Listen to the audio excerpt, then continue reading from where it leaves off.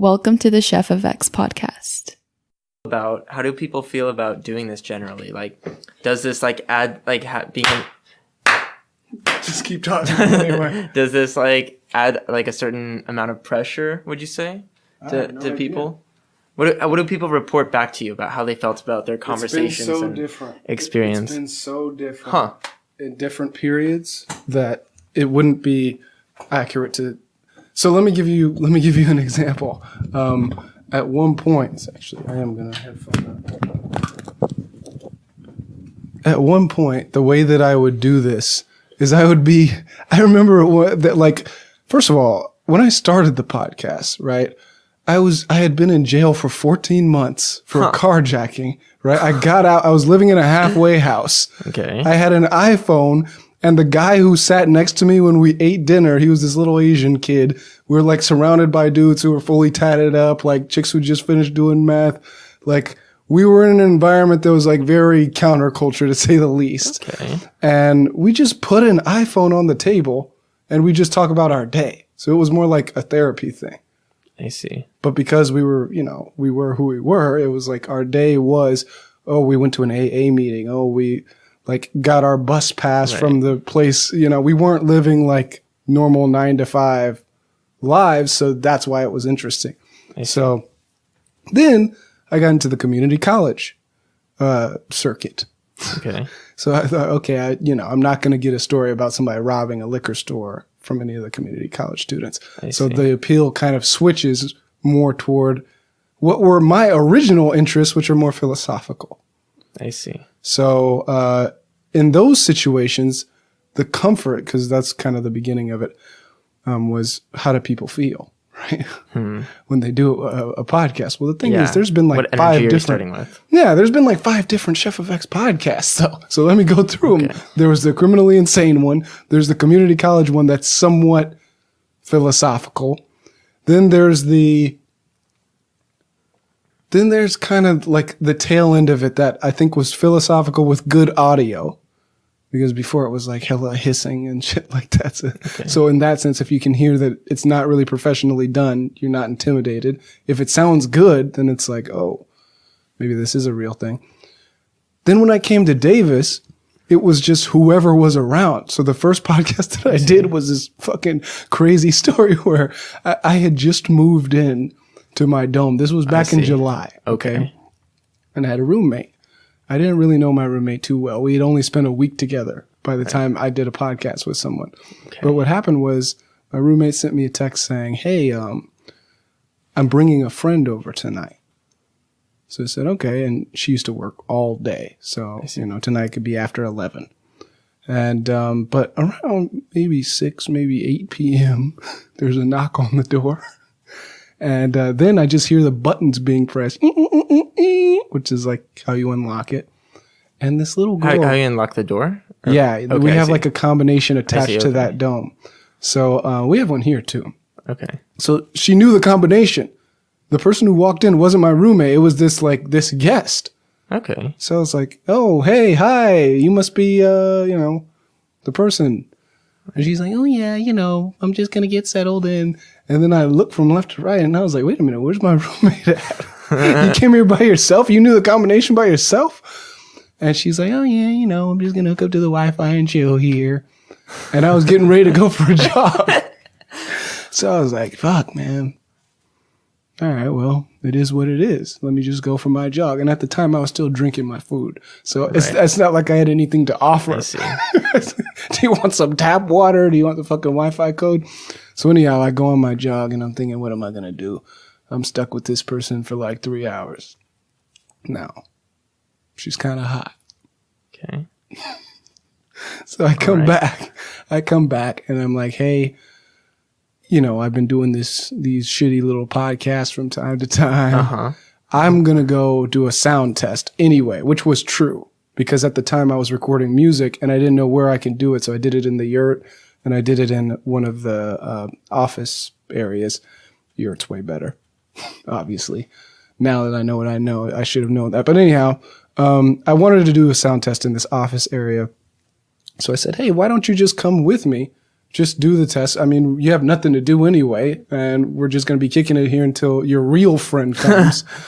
So what the fuck? Until the real friend comes. Yeah, and she was down, and that's how I ended up doing the first podcast here. So there's those types of serendipitous experiences that I think are kind of it's hard to describe how those people felt because it's such a weird thing. It's such a different thing than what's happening if I formally am asking somebody. Yeah, and they don't really know what to base anything off of. They just know I'm just going to talk to someone, and I guess it's a podcast. But I mean, at that point, you're a stranger. Yeah, you don't really have any like. It's better with strangers, though. Yeah. So to me, the beauty of talking to strangers is I feel like it opens up. I feel like it's developing a different skill than talking to people that you already kind of know. Yeah. Yeah. Because a lot of it is you have to really search for like what, how you're going to connect with this person. Exactly. You have no idea how you're going to connect. So there's some general things that I feel work most of the time. Yeah. But it's almost like it takes practice to even do those things. Yeah. So when you talk to strangers for the first time, are you judging them? Is that how you're figuring out what you're gonna try to find a connection based off of? Probably. I wouldn't. I mean, not consciously. Right. Okay. Well, here's what consciously I'm doing. It's so boring that it doesn't even seem like it's the thing, but it's super important. What am I interested in? Right. So if somebody mentions something that I really think might, that lights a spark for me, then just go for that thing ruthlessly. Yeah.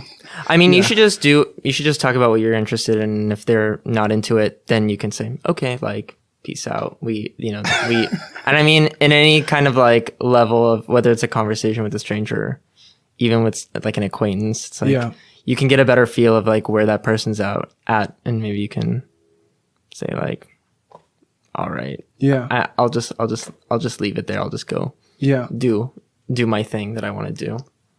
Well, there's the maze element of it too, which is like, even if I don't like whatever your position is, it is interesting to find out how you got to the position. So how does the maze of your mind work? Some people might say, well, the fact that it's a maze, that already dismisses you. But I would say, no. A left turn versus a right turn, that matters to me. Yeah, no. What kind of like what happened the other night when I went outside? Remember when I went outside to go talk to that girl? I don't know her name. Yeah. I didn't know that you went out to speak with her. Yeah, like I was trying to, like, the reason I went outside was, I mean, I just wanted to see, like, explain to me, like, where you're coming from. Like, I don't get it. And I mean, apparently that was a problem, but I don't know. I mean, it wasn't the best time to be, communicating, but I mean, I agree with you. Like, well, when is the best time? Because I think that the claim that something is not the best time requires some alternative time. That is a better time. And if you can't show an alternative, perhaps that claim is not true. Yeah, I guess when everyone's like fucked up and yelling at each other already, it's kind of like, well, this isn't really getting anywhere productive, so maybe the next day or like not super fucked up and angry would be. Who was doing the yelling? The person who claimed it's the bad time? Or you? Well, I guess I just claimed that it was a bad time, but I wasn't yelling at anyone. Right. I was pretty chill. It was a great time. That's why. Okay. The yelling. So think about the argument that's being made. Okay. I'm the one like, I'm angry. It's a bad time to be speaking to me. When are you not angry? When are you a calm, cool, rational person? I see. Ever? Are you saying on Wednesdays you're the person to talk to, but then on Thursdays you're angry? Because if you're using anger and saying it's a bad time whenever I'm angry, that's circular. You're just saying it's always a bad time. Right. How do you know it's a bad time? Because I'm angry. When are you not angry? Well, when it's a good time, I'm not angry. Well, are you ever not angry? No. Huh. Therefore, it's never a good time. Yeah. Yeah. So yeah, I was thinking, how does JP feel about like all that went down? Yeah. I mean, geez. Well, that was like, yeah. I mean, I was really like, kind of like, I felt really bad. Like, I felt like it must have made, like, if I were in your position, man, I would feel like pretty shitty. Or like, I don't know. No, not necessarily shitty, You wouldn't feel but I'd shitty. feel like, kind of like, damn, I'm in a weird position here. You like, would feel like you're in a weird position, but I think you'd be excited. I don't think you'd feel Okay. shitty. Because I think you would realize something. It's almost like sometimes right at the edge, right? Right at the edge is the most horrifying place is also the most enlightening place. Sometimes. No, I feel it. Oh, yeah. And well, what's happened, to be frank, is that I'm right at the edge of a cultural phenomenon. And because of that, I have some of the best understanding of exactly, I don't have general criticisms. I have very specific criticisms of exactly what I think has happened to lead to that. You can't get that level of expertise unless you're at the edge. I see. And that's exactly where I am. I give people the analogy of, which is directly relevant to why I'm hated, but Guantanamo Bay. So you find out there's torturing going on, and you're a journalist, and you say, I want to go to Guantanamo Bay. And some people would say, well, why would you do that? It'd be a horrible experience. And you could say, if it's horrible, that's more stuff I can write about then. If I'm the one who's there and I know the most information, I'm in the best position to give a clean, informed opinion about what's actually happening rather than the general thing, which is that it's bad. Yeah. I mean, you need to be uncomfortable to get moving.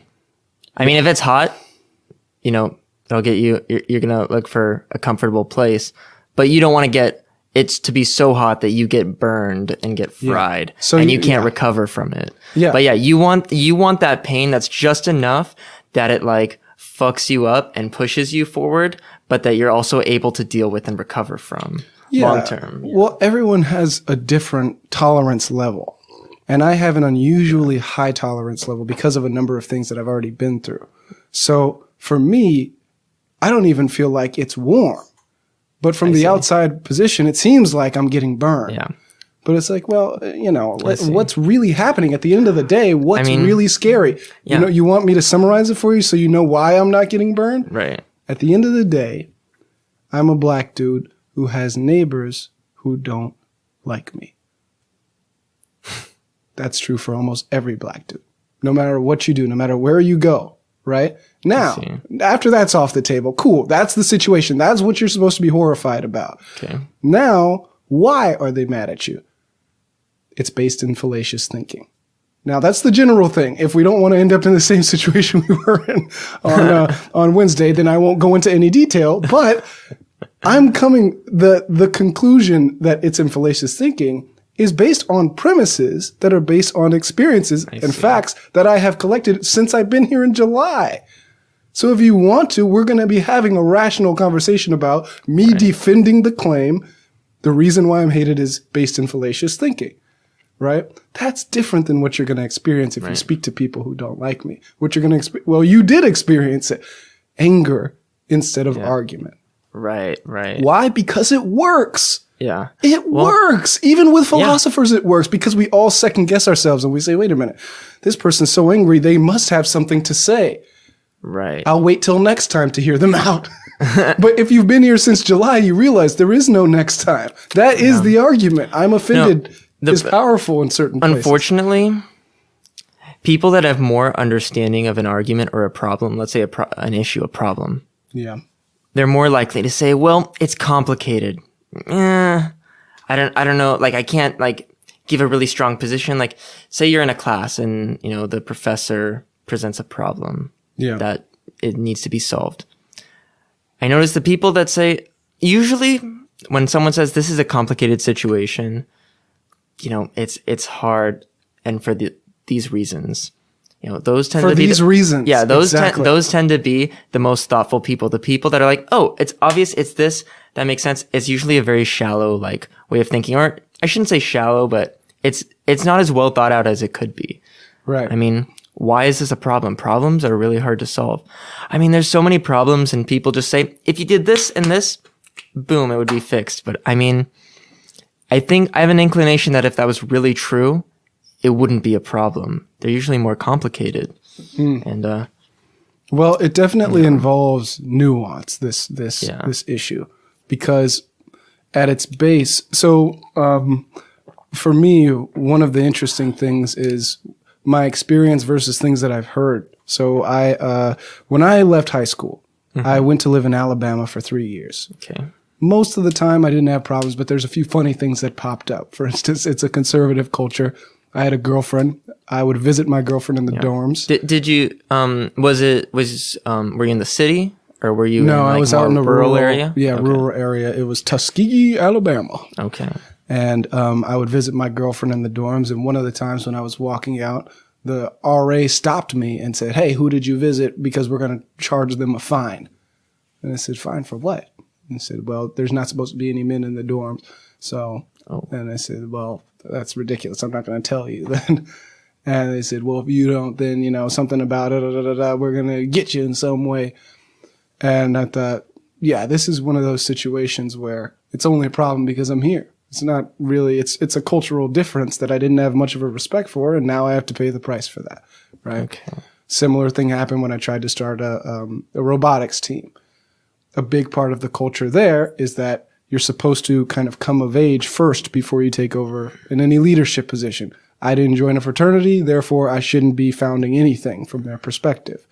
I didn't have a respect for that. I just thought, I know about resistors, I know about circuits. Right. I'm an engineering major, I'm going to fucking make robots, that's it. I can buy the equipment, who gives a shit? Well, they gave a lot of shits, apparently. And when I turned in my application, the guy who reads the application said, "I can guarantee you're not going to found this club. Because I have all these applications, it's going on the bottom, and I'm not going to get to it. So you want to go around our system, you got to deal with it." And I realized, this is a culture where this is more important than that. I grew up innovation, innovation, innovation. Go out, change the world, grow things. Right. They're more like, well, you should probably just get in line and take advantage of these pathways that we've carved out for you by staying in line. That's how you get the highest reward. And if you don't do that, we need to make an example of you. So, and then obviously, the real thing that builds tolerance, I think, is so I went into a manic episode in my junior year. All right, lots of money spending, got my first tattoo, lots of traveling, and eventually I ended up starting my criminal career. So I did a carjacking in San Francisco, and now I'm in the criminal world. In jail, I get treatment for my mental health thing. I'm diagnosed with bipolar. Everything normalizes back out, but I still have to finish my time. So now I'm getting socialized into this criminal world. Similarly, there are cultural things that you realize, this is just true here. So one of the big ones is driveway. So everybody's like, their bed is lined up, and then there are these spaces in between. And the area to your left is your like personal space, right? And then the area to the right is the other people's personal space. I see. So I'm talking to somebody and I step in his personal space. And he's like, "What the hell's wrong with you? Get the fuck up out of my driveway." And I'm like, "What are you talking about, dude? What's wrong with you?" And he said, "If we were in prison, I would have had to take off your head." Again, similar to my application going to the bottom, this is a cultural thing that you need to respect in that area. And there's a consequence that goes along with that. Then I come to the domes. Same thing. Eventually, you're going to do something, right? Eventually, you're going to step in someone's driveway, metaphorically speaking. I see. But if you understand exactly what's happening, you can still survive even if you don't agree with that system. The thing that's different here, even from the jail world, I guess snitching is like this in the jail world. But there are things that are unforgivable, highly subjective, and very easy to do. Yeah. That's what makes it crazy here. But there's a level where you can't say, okay, I just stepped into this other cultural space. Yeah. And it's just like that. So I just need to be, aware of that. Like there's a point where that still doesn't hold up. I mean, if, you could think of some culture out there that just does horrible things that are just like, not excusable. So right. No, well, that's the problem is here. It's the first time that I've actually just said, no, that's too much. right?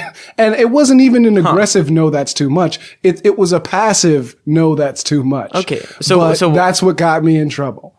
Yeah, do you want to share what that was? I'm curious. So there's the only way to go through it is to talk about two things. All right. One of them is the thing that's super nuanced and dangerous, which is what we got in trouble for last time. And the other one directly involves me. So the thing that doesn't directly involve me is that there was a sexual assault conflict between my roommate and my friend in January. And the claim is from something that happened the previous quarter. So maybe November, December, maybe before that. So there's a little bit of time difference. Okay. And in that case, the person who was accused of sexual assault was asked to leave and was placed on what's called bad standing. This is like academic bad standing. Okay. The big takeaways of bad standing are that if you don't get off of bad standing, then you cannot renew your lease or sign any new lease with the housing organization for 3 years. So this is all within my housing organization. And it's a co-op, as you know, so it's structured a little bit differently than like just paying your rent. Each member on some level has some say in how the organization runs. I see.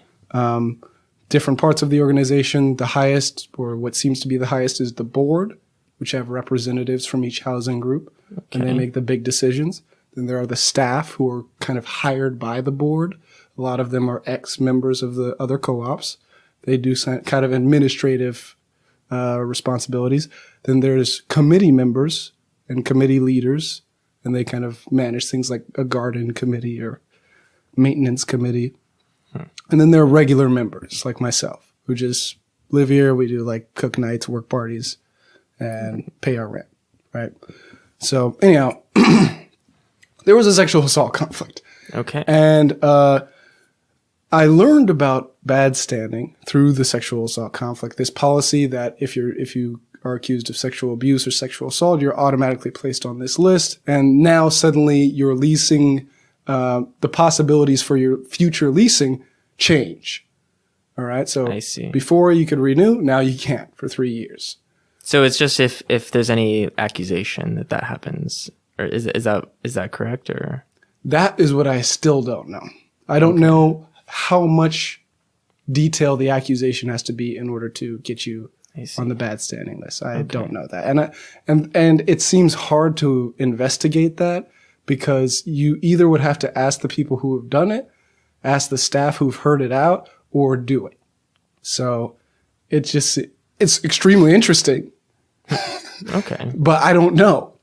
But I don't need to know in order to do. But isn't this my like part. written down somewhere, or like the policies, or? The policy is written down. What it takes to accept something as an actual abuse or assault or crime, that is not written down. That is subjective. Oh, okay. Yeah, so it's at the discretion of whoever's listening. I see. And the people who are listening are staff members and or board members. Okay, so that went down. I found out about bad standing.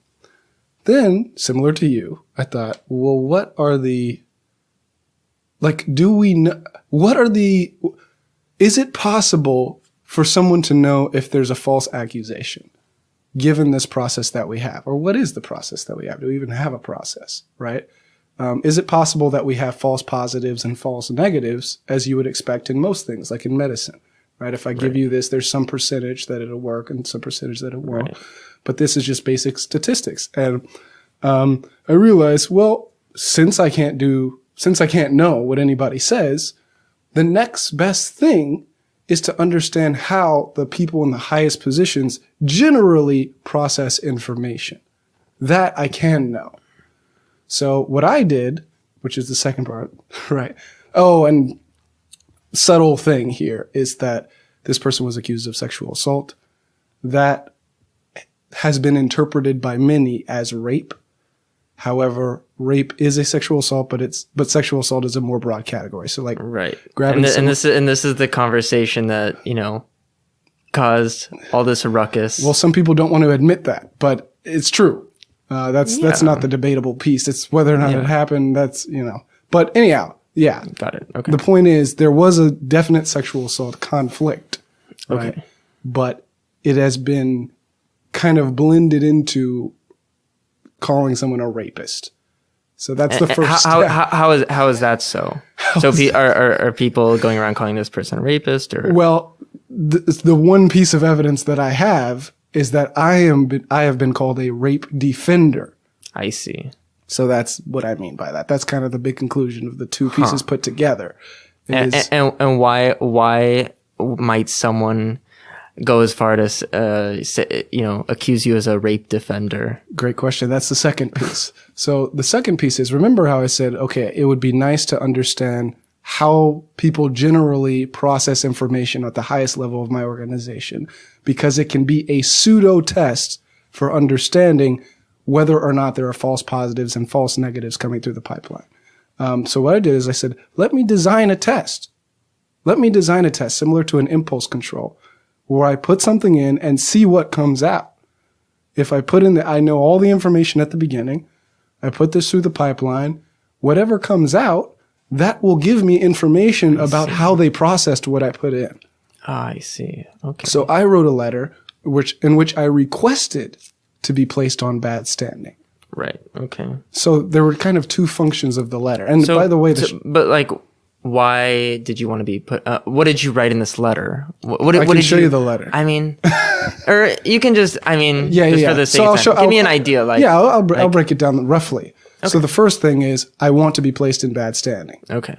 The second is bad arguments for why I should be placed in bad standing. Most notably, that I may or may not have done something to deserve to be placed in bad standing. That's true. You may or may not have. Okay, to you that's obvious, but the whole organization crumbled on that line. So the third one are philosophical kind of thought experiments showing them why it's interesting that I'm asking to be on bad standing, such as if someone else requested for me to be on bad standing, I would probably be on. So if I request it, shouldn't I also be allowed to be on, given that I am a member of the organization? But they were the ones that said if someone else requested that you be put on, you'd most likely be put on it. No, I'm saying that. Oh, you're saying I'm making the claim that you would put me on without question if anyone else said it. I see. So if you don't when I say it, right, it's in a way showing that you're devaluing my voice versus someone else's. So how is especially when I have complete information. So I want to know how does like the social hierarchy from how you see it personally, like there must be some kind of like power complex going on here, right? Yeah. So how does that work? From as far as you can tell, or as far as you think is happening? Yeah. No, yeah. I've given a lot of thought to this, so I'm glad you're interested in hearing. The way I frame it is the 3 laws, and I originally wrote these 3 laws specifically for here, but now I think it's true everywhere. Okay. The first is you cannot question someone who has status. Huh. You cannot publicly disagree with someone who has status. Okay. And in my opinion, the worst of all, you cannot offend someone who has status. So, okay. Now, here's why I think the last one is the worst one. Questioning and disagreeing are direct actions by someone. So if you're going to hold them responsible, at least you're holding them responsible for what they've done. Okay. With offense, you're actually holding them responsible for someone else's reaction to what they've done. Right. So instead of saying, what did you do? You're saying, is anyone reacting? Since they're reacting, you must have done something. So it's kind of like a converse argument. I see. And it really it's really dangerous because anytime you speak to any audience, as long as it's in at least one law. So it's saying as long as at least one person is reacting in a negative light to what you're doing, you therefore are a criminal in our society.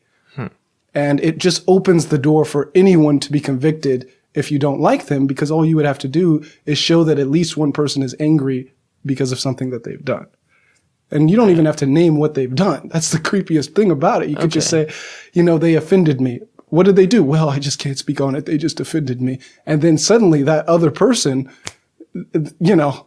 judge, jury, and executioner. Ouch. So that's pretty scary. But anyhow, I would say, the 3 laws, now the question then becomes, well, how do you gain status? In normal society, getting money, getting a hot girlfriend, whatever. Well, the way of it happening here is based heavily on the last law, because this is a place where it's anti-oppression, or so they say. I don't think it's anti-oppression at all. I think I'm actively being oppressed, to be frank. But it is offense means the way that you gain status in an offense-centered place is you're the one whose offense matters the most. So basically, let's say both of us are offended by something. How do you weigh that out?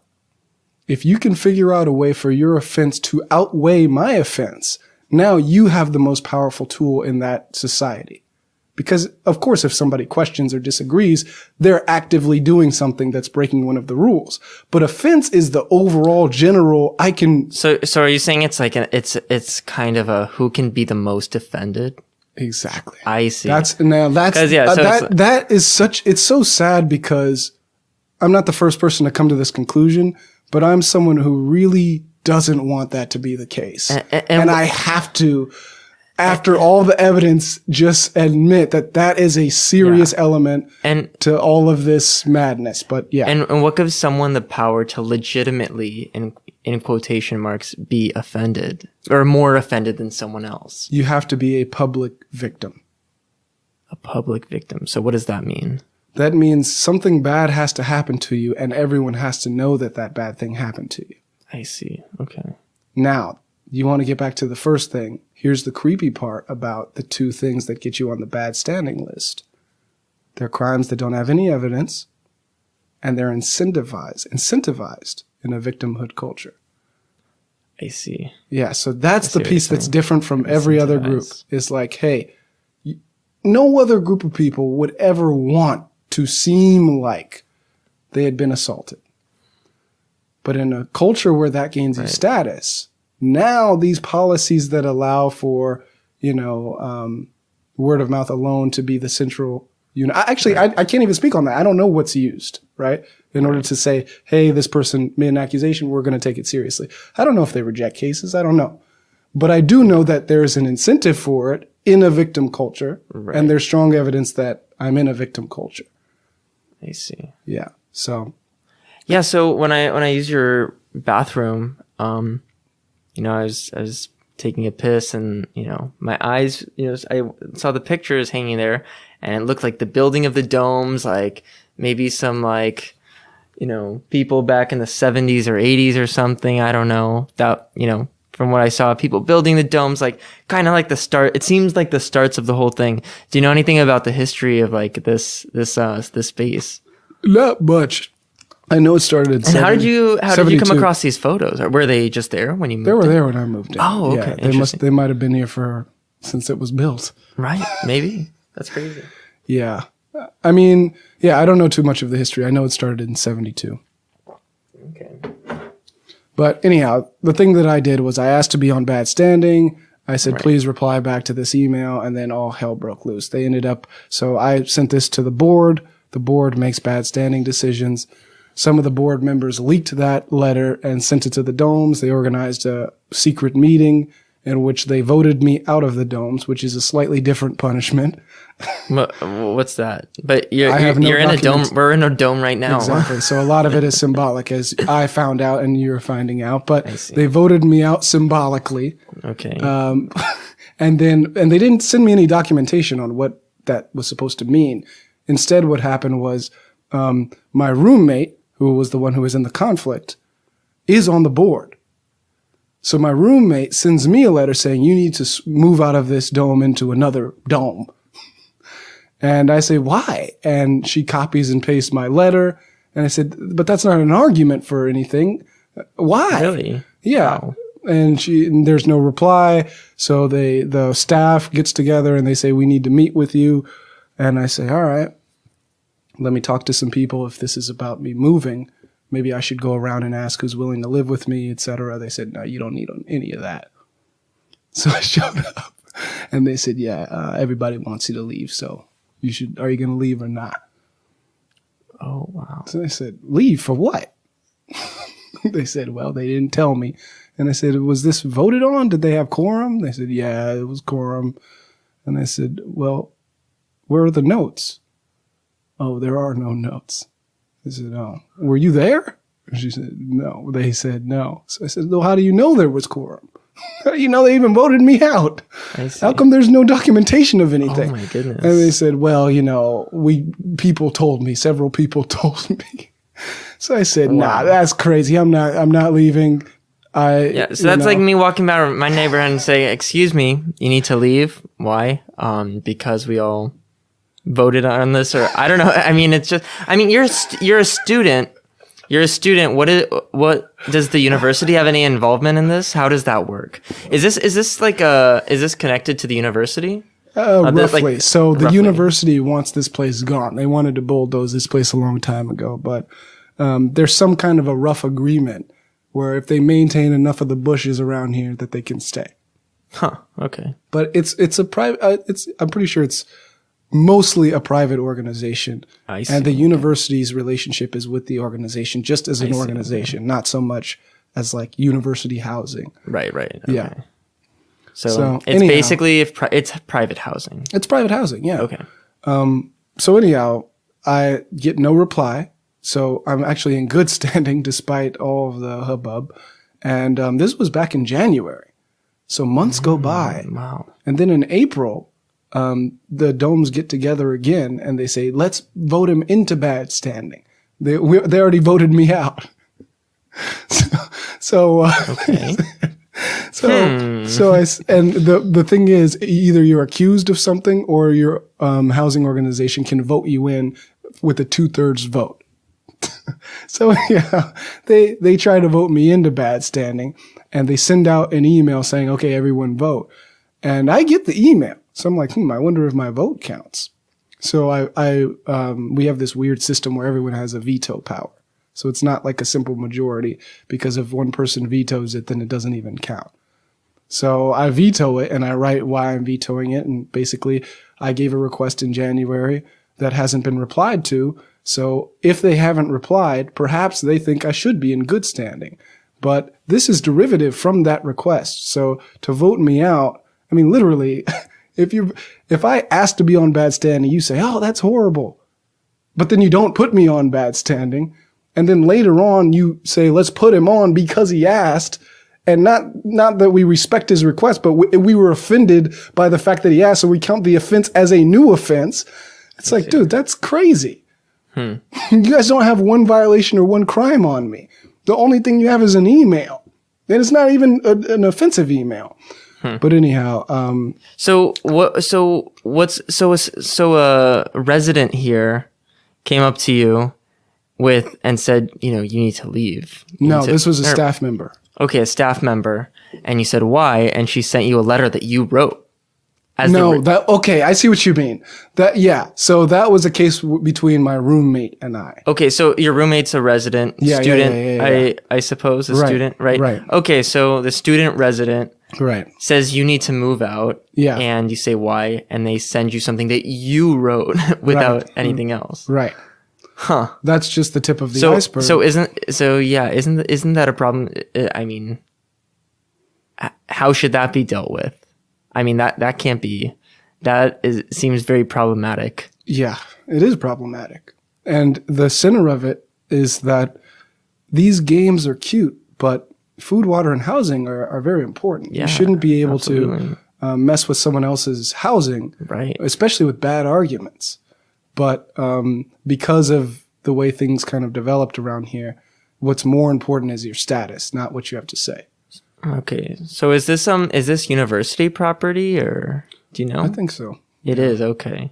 So, but yeah, the university, I mean, they kind of have some involvement. They do have some involvement, legitimate involvement. Okay, interesting. Wow. But the thing is, the reason why I was getting to the months later and them re-voting is because for the first time, I finally heard some arguments. And this was in April. So I went to the board meeting where they were discussing possibly putting me on bad standing for this vote rather than for my request. And I said, hey, I have questions for the board. And also I'd like to hear out what the domes think about putting me on bad standing. So the domes rep said, we're putting you in bad standing because you invalidate emotions of a victim. And we have a zero tolerance policy for that. Okay. And then I said, okay, to the board. And I slept on it. I didn't have a response for it because I didn't, I just like to think it through. Actually, what's funny about it was when I showed up at the board meeting, I showed up to get on bad standing. So I said, hey, let's acknowledge something in the room. We're not enemies right now. We all want me to be on bad standing. So at least in that sense, we're all united. I've wanted it since January. Right. They've recently come around. But so this conversation is more of a formality just for clarity. But I hope when I leave, I'm on bad standing because now there seem to be more people who agree with me. But anyhow, that was the argument that I heard from them. And then also I asked the board, hey, how come you guys haven't replied in months to my email? Right. Especially if I'm such an evil person that I deserve to be thrown out of the domes. Right. That should be evidence enough that you should just take my original request seriously. But if you take the domes vote seriously, right? And if you don't, then perhaps you should say I'm in good standing and reply with that. Or confront the domes about it. Anyhow. So I have a question for you. So there's a lot of people, it seems, that, have a funny way of running things around here. Let's just say that. Yeah. But would you say that, there are a few people that, have a lot of power here? Or are a lot of people saying this is ridiculous, this is silly? Or is that not the case? How is it really in terms of how many, roughly how many people live here? 26. 26, only 26? So there's about 3 people who have power here. Okay. And most of the other people, it's not that they're, it seems that now there's some critics who are outspoken, but they're also the types of people who they get on with their lives, right? Right. They have other things going for them. But most of the people, I think they're just hearing a narrative that is hitting all of the right buttons. It's very persuasive to them. I see. And because of things like me being voted out, many people leaving immediately after being accused of certain things, there's never a counter narrative. There's never, so unless they're creative enough to think of, hey, there's a hole here, hole there, and they're willing to take that social and political risk of asking a question, it's really not worth it for them because they're living good. It doesn't really affect most people. Well, I'm pretty sure UC Davis will say that, if you graduate with a degree from this institution, you have strong critical thinking skills and, yeah, that's not the case. That's not necessarily the case. Yeah. It depends on what you study, I think. Not every discipline stresses critical thinking on the same level. So which disciplines are not do not sufficiently in your view stress critical thinking? What I would say is this: if your discipline does not allow for fundamental questioning, so everybody is good at reasoning from axioms, reasoning from some assumptions. Right. But I think where some disciplines thrive is they teach you, encourage you, push you to question the fundamentals themselves. Yeah. You know what I mean? Like one example is, I was thinking about this the other day, believe all victims is like a political thing that people say. Well, how do you know someone's a victim? You have to hear them out.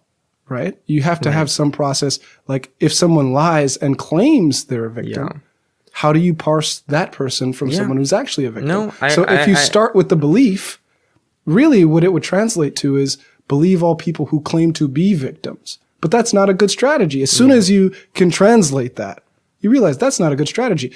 As an end goal, the hope should be that we do believe all people who are victims and not believe people who aren't victims.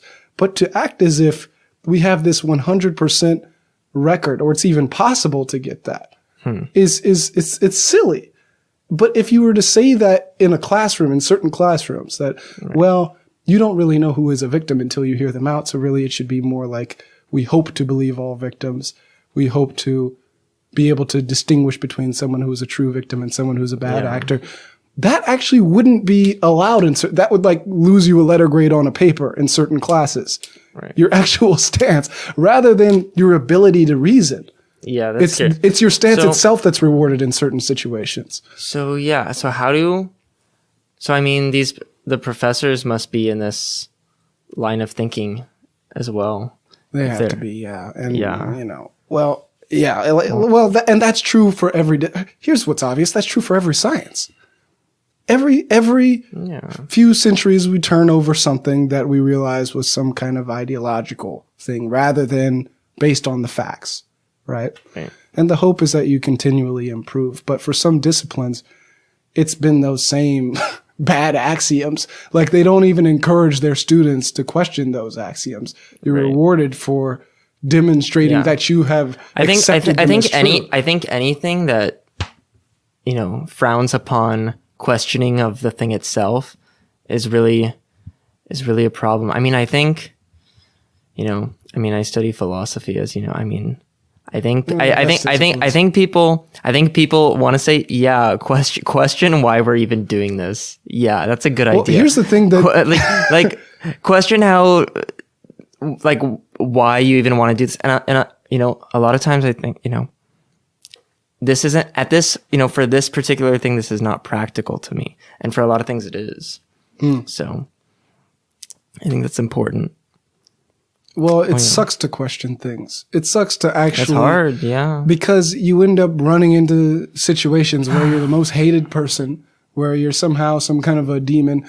I mean, so one example that I give is that I was in jail, of course, and one of the guys, I'm reading a newspaper on my bed, and one of the guys who's like higher up in the brothers' car, the black people, like prison gang thing. Okay. He's like, "Hey, yo, JP, put your shoes on. We're going outside." So I'm like, what? I look around and he's gone. So I put my shoes on, mark wherever I am on the newspaper. Do you have to listen to him? I don't have to, but I make the decision to do it because I don't know what the risk is. I don't know what's going to happen if I don't. So I go outside. People are stretching, and I'm like, oh, shit, I'm about to get jumped, right? And he comes out and he's like, hey, y'all want to get him while he's on the phone or wait till he comes out?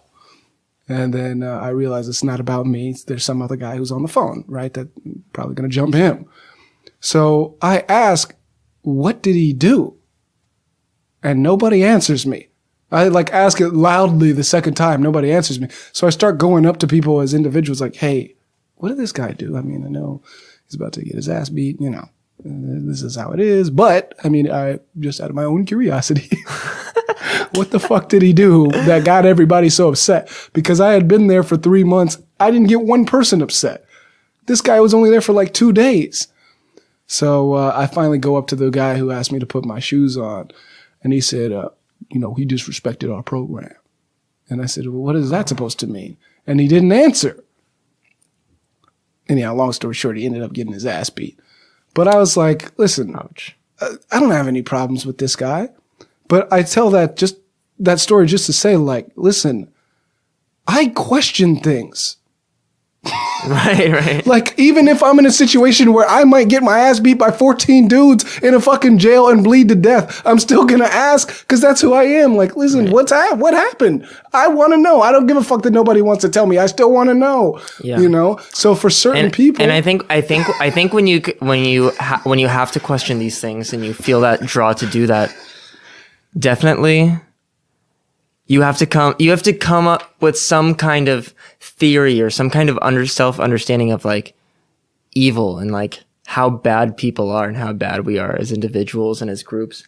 And you have to make sense of that somehow. And I mean, you can do that through logical ways. You can do it through illogical ways also.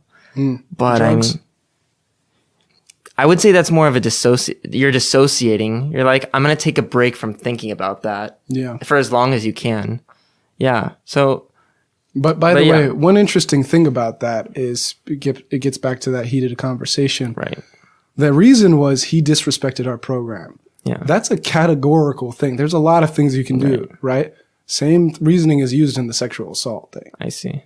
He did a sexual assault. Well, which one was it? He did a sexual assault. You're not supposed to know what it is.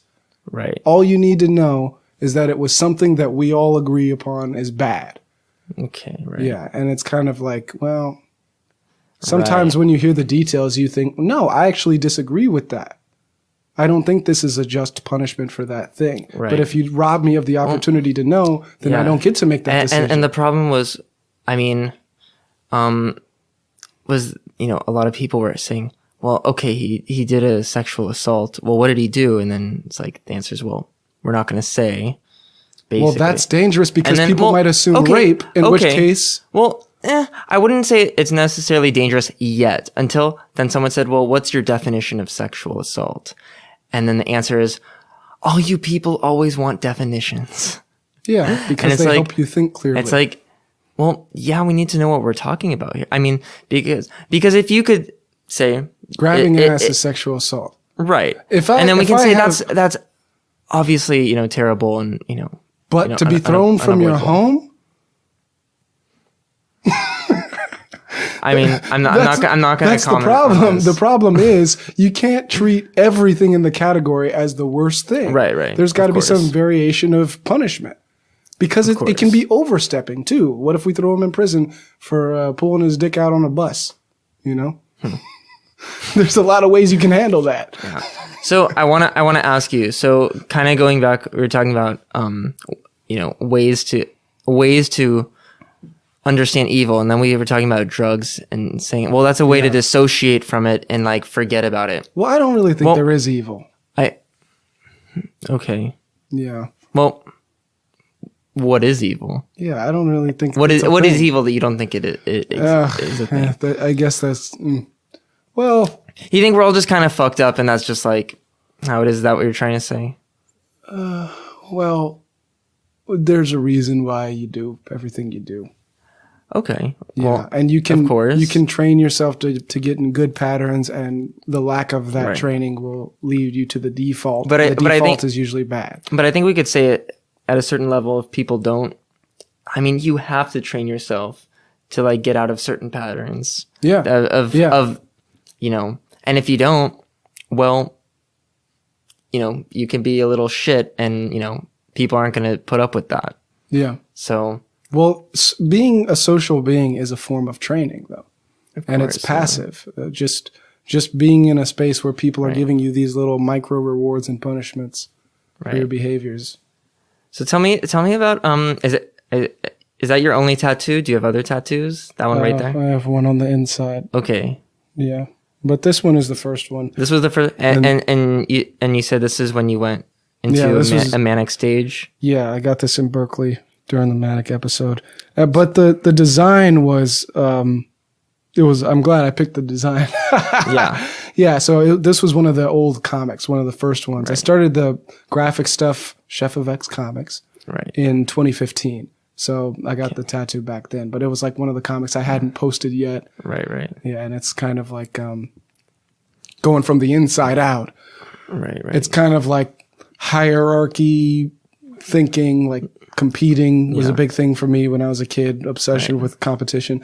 And then the next one is more circular. So it's like equality and thoughts about equity and equality. Right. And then the last one is more of like an optical illusion of a cube. So Which are things like thinking about structure.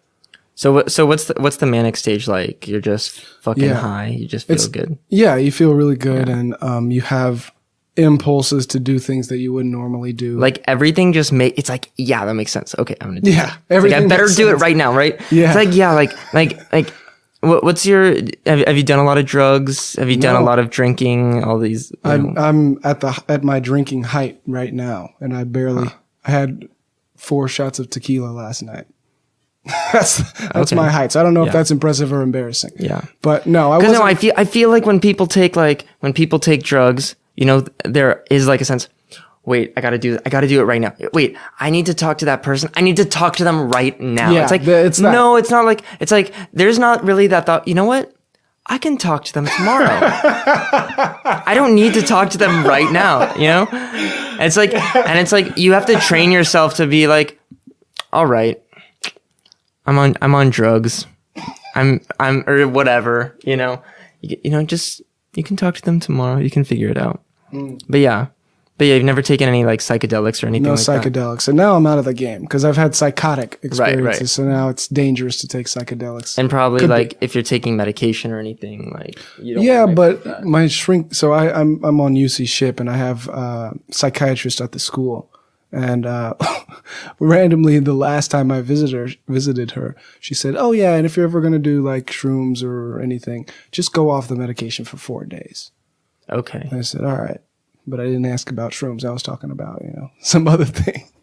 Okay. And she said, I just wanted to let you know. And then within I think it was that night, somebody was like, oh yeah, she said if it was shrooms or MDMA, you should just go off of it for 4 days. That night, somebody was like, you want to do MDMA with me this weekend? And I was like, what the fuck? Well, actually, it's only 3 days, so no. But what an odd thing. Yeah. Huh. She would throw me that bone. Because I never talked to her about, I'm not really all that, I smoke CBD now a little to sleep, but mostly just because of the smoking habit. Yeah. It's fun. Yeah, I don't know if I told you, but I went down to Peru. Yeah, I told you I went down to Peru this summer, and I met with a shaman pretty deep in the rainforest, and and did ayahuasca with the shaman. So yeah, that was pretty crazy experience. I met some cool aliens, and yeah. Aliens? I didn't know that was a part of ayahuasca. I thought it was more of a childhood thing, trauma. Well, I mean, a lot of people do it for healing. I mean, I kind of it digs deep into you, because what happened was before I was about to take it, there was a cockroach on, I was in my shaman's house, which, it's in, this really small village, pretty deep in the rainforest, far from the city. And this little cockroach, and I kill it with my sandal and stuff. And, I was like, that's gross. I'm going to kill that cockroach. And, just before, my shaman was like, yeah, just so you know, all the, I know we're in, the house, but all the animals, there's bats and stuff, they all kind of live here too. So it's just he was really chill about it. I was like, oh shit. I was like, I'm really sorry, Yeah. Basically. And I'm like, I felt bad, but I was like, all right, And I mean, I felt bad. I mean, I felt more bad that I kind of made an infringement, against the way they do things there. I didn't really feel. But that's inevitable. I didn't if really you're not from there. I really didn't feel bad for the cockroach, But anyways, as the ayahuasca started to really set into me and stuff, and I really, slowly was going there. And I mean, you go really deep in within you. And I mean, I've thought of all the people that I've really passed by throughout my life, and how, they've had an impact on me. And, you really go deep in, and I could see someone with, PTSD or all kinds of trauma, really being able to go deep into there and really have to face it. And I mean, that's painful, but I think you can face it in a way where you feel more at peace with it. But at least that's how it's described to me. I can't say that I really can't say I've been through anything too traumatic. But, anyways, I thought, man, I killed this cockroach. I killed a living being. I'm thinking, and all of a sudden, one thing I forgot to mention is my shaman gave, me a bucket at the beginning and said, if you have to, throw up, if you have to vomit, you're just getting out the bad energy from within you. Mm-hmm. It's good. I was like, okay. And I was feeling all good, no problems. And then all of a sudden, once I thought I killed that cockroach, I thought immediately all the green that I was seeing, and my eyes were closed, but I was seeing all the trees and the rainforest and everything. And all of a sudden, everything just turned black and really fast. And I was like, fuck, I gotta puke. I was immediately, once I started thinking, and I was like, I don't really want to puke. So I was like, I really need to change my mindset. And I thought, well, you know what? I killed that cockroach, and I'm going to have to live with that. It happened, and I'm going to have to be honest with myself and live with that. And I think it's almost like a way of teaching you, whatever you do, you're going to have to live with it. And I mean, you can hide from it. There's a lot of ways to hide from it, and you can do that probably for a long time. But I mean, I feel like once, you're about to die, if you have any time to think about you dying, if you get old, or if you have a death that lasts more than, 2 minutes, really, I mean, you have time to think about it, and you're gonna think about fuck, it's gonna hit you at some point, maybe it's not as bad as, maybe some pain you cause someone else, but I mean, you really do have to live with yourself. And I think Yeah, that was one of the main takeaways. And even though, I mean, I killed a cockroach. I mean, if there was a cockroach here, I would probably be down to kill it. Those things are fucking gross. Well, there are cockroaches here, so. Oh yeah, I know. But they crawl right all over my face when I sleep. Ugh. Yeah. It's Dome's life. Yeah. But yeah, and then this past spring break, have you ever been to Joshua Tree by any chance? You ever been No, down? I have no idea. You got to go what down to you're talking Joshua about. Tree, dude. What is Joshua Tree? It's a national park, and it's like 3 hours from LA. And I'm from LA, and I'm from Pasadena.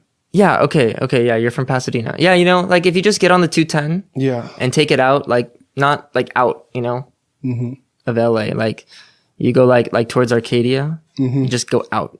Go for like 2.5 hours and you'll hit Joshua Tree somewhere. Just follow the signs. There's signs.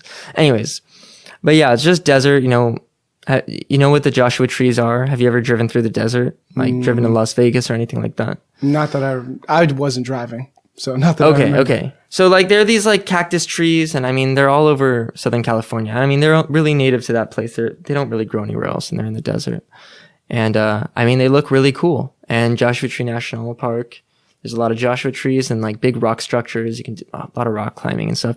Yeah. It's just a cool place to be. And I went down there with Luis, and yeah, I mean, long story short, we saw a lot of aliens out there, and I mean, we thought, man, I mean, a lot of people go out there, you know, a lot of people go out there, and I mean, there's a lot of stuff going down out there. I mean, I feel like, you know, on any given time, like if aliens have a connection to us, it's through Joshua Tree. I kind of feel like even there at a vision that I have to go, you know, back to the rainforest, and I really need to go in, like really deep in and exploring somewhere. And I mean, I just had this vision that I'm going to see some bones, some like human bones, like some person made it to somewhere and they didn't make it back. Well, I mean, wherever back is for them, you know. Maybe that was the place. Forest, it might be they made it to the place. Like covered. I want to see some place where like I know someone made it, and like that was the place. You know, that was their spot. Like to the point where like their bones are there. That was their spot. You know. Mm-hmm. I'd like to kind of like, you know, go see a place like that, and I feel like one day I will. I don't know when or how, but yeah, I'm pretty yeah, I just feel like it's going to happen at some point, but we'll see. Well, now you can get dropped down by a helicopter, so you don't have to trek through the whole thing to get to a new place. Yeah. I mean, I kind of feel like, you know, they say it's about the journey, right? Not the destination. So that can like really ruin a lot of things. Like sometimes, I mean, you can have like a place that's like really, like a lot of people want to get to. Say like you have like a naturey area and it's like, oh, the peak is there. And it's like, okay. So maybe like at one point you had to walk 4 days to get to this peak. And it's like now they built a road on the other side and you can just drive right up. It's like, that's so sad because it's like, it was really about the journey. It was a place to get to. Yeah. It's a place to get to. Something that wasn't like easy. Now it's, well, because of, you know, society and work that other people have done. I mean, it's, you know, there's a benefit to that, but it's also kind of sad at the same time, I think. You know, like what do the aliens look like to you? You said that you've seen them on the ayahuasca and also in Joshua Tree. Are they the same aliens every time or something different? Well, they have like, you know how if you like see aliens, like even in the emoji, they have like those eyes that go like tilted. Yeah. Like it's just the eyes that like, and they kind of, they whisper to you, you know? It's like they're kind of there, but they're kind of not. It's like you're confused if they're really there, but they whisper to you.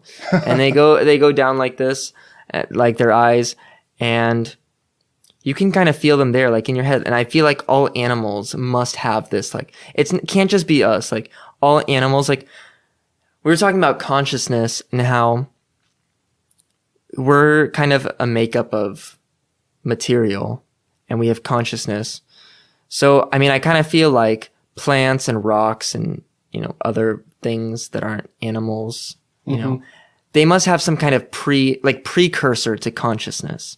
Obviously they don't have consciousness, but they have some kind of precursor, like something that, like, if we go way back when, I mean, in our DNA, I mean, at some point our ancestors were bacteria, like we're like a bacteria, right? Right. Like our ancestors came from the ocean, and we're very simple organisms compared to what we are now.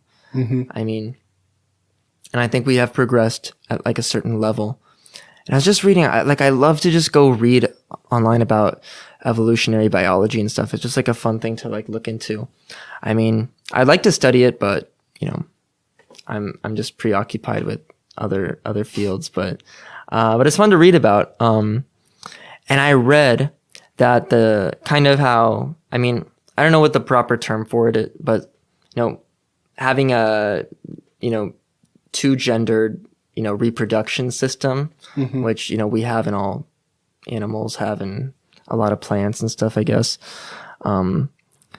That's happened multiple times in like multiple genetic, like that already happened, like, you know, ancestors that we've had that were like some like algae or something. I don't even know, probably. Mm-hmm. And it's happened in like a completely other line of organism. Like it's re-happened. Like Yeah. it's a trend, you know? Yeah, that happens a lot in It's a biology. trend. Like it's not like it happened once and then that kind of sprang to everything that is now. It's like Right. it happened multiple times. I'm like, okay, like there's an example of something that's like seems to be like a pattern. And, you know, say something like, you know, consciousness, I feel like as a species we're, you know, just because we have such a complex consciousness, we are pretty progressed in some way.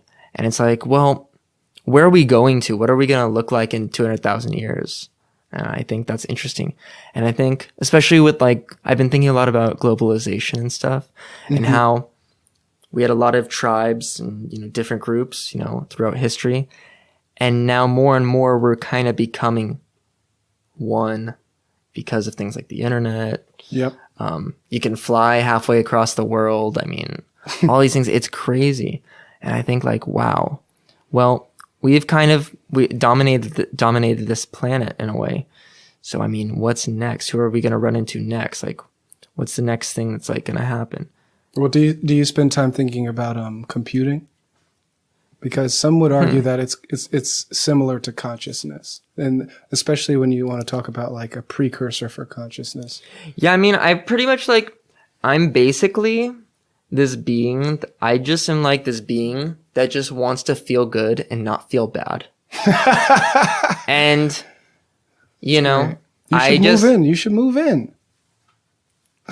Yeah, I want to feel good and I don't want to feel bad. Like, I bet I could relate to some people in that. Yeah, you can. Most people. But then there's also the side of sometimes struggle can build your character, expose you to something. Well, I think that works. Okay, long term, short term. Long term, you need some struggle. So I think that all plays in. I mean, if you are just given a pretty good life, I mean, it might be too boring for you. It might not really be as happy as you could be, you know? Yeah. And I mean, that might be true for some people and not true for others, but I think, yeah, it's really important that I mean, you can't calculate it. You can't calculate what's going to maximize your happiness for long-term and short-term. But I know I want to feel good. I don't want to feel bad, long-term and short-term combined. Right. You know, so And what with that leads being to said, that? Yeah. with that being said, I'm given a lot of options of how to like try to achieve that. And well, we're complex beings and we're trying to achieve that. So I think about that. And yeah, that's like computing, you know, you want this chemical in your brain. I'd imagine you don't want to do the things that give you adrenaline, but you want the adrenaline. I see what you mean. Yeah. I see what you mean. Like you don't want to like, I mean, I haven't ever gone skydiving or anything, but I imagine people don't really want to jump out of the plane. They want to feel how they feel when they land and they're like, wow, I jumped out of a plane. That was fucking scary. And I'm okay. And like, that was, you know, that freaked the fuck out of them. And now they're like, everything's okay. It feels so good. Like, wow. Yeah. Well, I mean, It and is also there's interesting, like, yeah. you get to see it's pretty and stuff. It's pretty, you know, it's like maybe when you're most afraid is when like things can be really pretty, you know, sometimes. Yeah, I could see that. Yeah. I can't say always. I'm sure you could come up with some example to disprove that theory, but Disproven. It's already disproven, just like yeah. that. What if you were in a simulation and you could feel good as much as you wanted, and then you found out you were in the simulation? Do you think you'd want to stop it, or do you think you'd want to continue living the life that you've, defined as good? So if I was in a simulation to make me feel as good as I could be, is this Yeah. long term or short term? You handle all the parameters. All the parameters. Yeah, so you can make it just whatever your ideal is. You can live that ideal, but it's in a simulation. And how do I know that that's really going to make me feel as good as I want? I'm going to feel, Yeah, you don't. But that's the, assumption of the simulation, is that it delivers the goods. Maybe there are other people who give testimonials or something like that. Right. I don't know. Would I want to be in that simulation? I mean, I don't really mind if I'm in a simulation. I mean, they say statistically, right, I'm supposed to be. Well, I've heard the argument. It's I don't know if you could be, it's possible. Yeah, I mean, probably not, because I would say probably not. I mean, I don't have any expertise to comment on this, but I would say probably not, because if you're that advanced to make this simulation, which I don't think we necessarily are, but we're already thinking about the morals of it far, beforehand. And I think it's like, morally, it's probably just like too questionable. It's too questionable. People don't really want to do it, or at least like prevent people from doing it. It's so questionable, whether it's right or wrong or neutral. It's too questionable to like go like allow people to like do it. But I guess maybe that's a bad thing too. Just because you can't say it's too questionable. You can't just say, oh, it's too questionable, so no. I mean, maybe you have to have like a more solid reason. It would be interesting if people who are in jail or prison could be used, given their consent, to test out simulations of that nature. Yeah. So say, hey, you have a 30-year sentence. You can just upload yourself. If you upload yourself and give us good feedback, then you're off. Or even better, you can have some kind of a training within the simulation. Right. But I think the question comes like, can people in prison? I mean, I would probably think that if you're in prison, it's a lot harder to give like real consent for a lot of things. It is. So yeah, I don't know. Although, I mean, you're in a sticky situation to be like doing something like that. But yeah, what do you think about the concept of prison, the idea of prison? Yeah, it's a bad idea. What's the alternative? What's the better alternative? Or I won't say I shouldn't assume that you have one. No, I just do. because I mean it's a bad idea. No. I mean, bad ideas might not necessarily have better alternatives. No, well, the alternative is it's hard to do, but it's on the front end. So, if there's some way that you could figure out how to prevent in the United States, largely prison is kind of connected to specific schools. So there's a pipeline of people who are kind of tagged to go to prison at a very young age. And then they aren't supplied with the resources to counterbalance that. Right. So then inevitably something happens. And then when they do end up in prison, the society has already carved them a space. So it's not kind of the random game of people who are desperate, committing crimes here and there. Random this over there, random that over there. No, it's that there are these whole rivers that it's like or almost like, I remember from Finding Nemo, they had that, East Australian current where there's an area where it's like, it's calm sea, but then this difference of water temperature or something resulted in a whole current within the ocean Right. that's moving at a higher speed. That's really the nature of how people are entering prison. It's more of there's an East Australian current going to it from a certain neighborhood. So that's prison in the U.S. Yeah. But what about like prison? I know like in a lot of European countries, I mean, they say it's more progressive and more. Yeah. So yeah, I mean, I think we can all agree. I think we can all agree that like prison in the US and the prison system we have, I mean, especially when you have privatized prison. I mean, that's just ridiculous. Yeah. It's obviously a terrible idea. Yeah. I mean, and everyone even knows that. I mean, it's just, there's just enough money behind it that it's, it keeps moving. It's keeps moving. I mean, but I think most people know it's a terrible idea.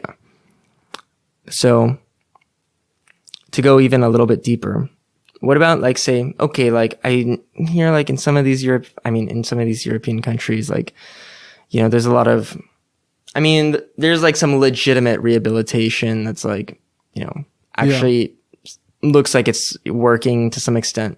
Like less people are coming back after they get out, like a very small percentage or whatever. So what about those systems? Yeah, I think rehabilitation is necessary. So the front end would prevent a lot of people from getting there, but then for the people who do get there, a rehabilitation, it can work. I mean, it works as much as the people are interested in being rehabilitated. Anyone can turn their shit around. I mean, but they have to want to do it, and that's the thing that you can't control. Right. So what do we do? What do we do about people that don't want to get, and not even necessarily like people that commit a lot of like, problematic acts in terms of like it's illegal and they're gonna end up in prison. But people who don't want to get their shit together. What do you do about that? They just don't want to get their shit together. They're just fine having their shit, a little spilled over, Yeah, I don't know. Like, I really what do we don't do know. about that? I really have no idea because I've never been a part By the way, of that. I don't have my shit together. Just want to make that clear. No, I mean, I've never been a part of that group and I don't really understand it, but I think it is a little funny and I don't really know. My best attempt at addressing that is sharing some best practices that I've personally used to motivate myself. But I don't know if that's even effective if somebody doesn't want to get their shit together. It's almost like I can say, if I see someone in a slump, I could say, hey, I remember when I was in that slump and these are the things that helped me out. But that might not be enough. And then for someone else, that might be exactly what they need to hear. So I feel like I'm doing my part if I'm sharing how to come up. Like I've been out, I've been down, I've been up. Roughly every time I've been down and come up, it's been the same process regardless of where I've been. So if I just share what that process is, maybe it'll be useful to some people. But I see. A lot of them probably not. I mean, there's a lot of people that there's really not much you can do for them. But I think like, how they say like people like in like school, they say like, yeah, like I study hard and I party hard. It's like, right? Yeah. I think there's something to that. Like you gotta like you studying super hard, you gotta party hard. It's like you fucking deserve it. Like party hard. I mean, what I'm trying to get at here is that say like your whole life, say you were raised like eating this like really nice chicken, like with like veggies and like that's like some good shit, right? It's like, okay, like, and then like, or you were raised like eating oatmeal, right? Right. It's like, okay, if you were raised eating the chicken and the veggies, well, okay, you're like thrown out, like maybe you don't even know how to cook all these things. Well, okay, you're like, wait, I want that chicken and veggies. Right. So now you gotta go cook it. Right. Your baseline is going to kind of determine what you're willing to fight for. Right. But if you're like, you know what, oatmeal's cool, I just put it in the microwave, add the water, put it in the microwave. That's me.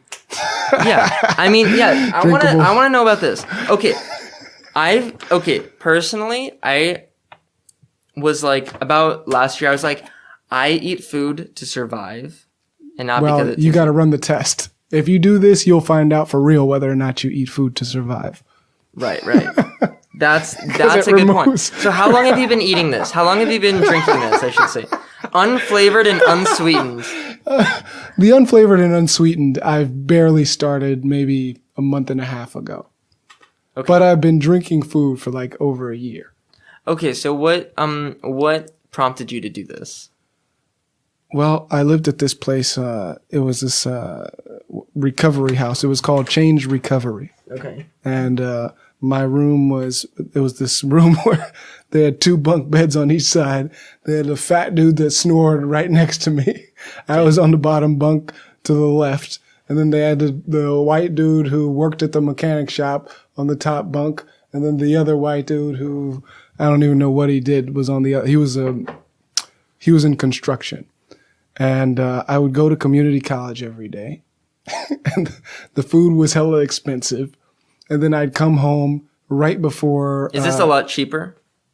I think it's like a little cheaper. Okay. I don't think it's much cheaper. Right. Yeah, but convenience is through the fucking roof. Plus, it's just psychologically better. How is it psychologically better? For me, it's psychologically better. Got it. Yeah.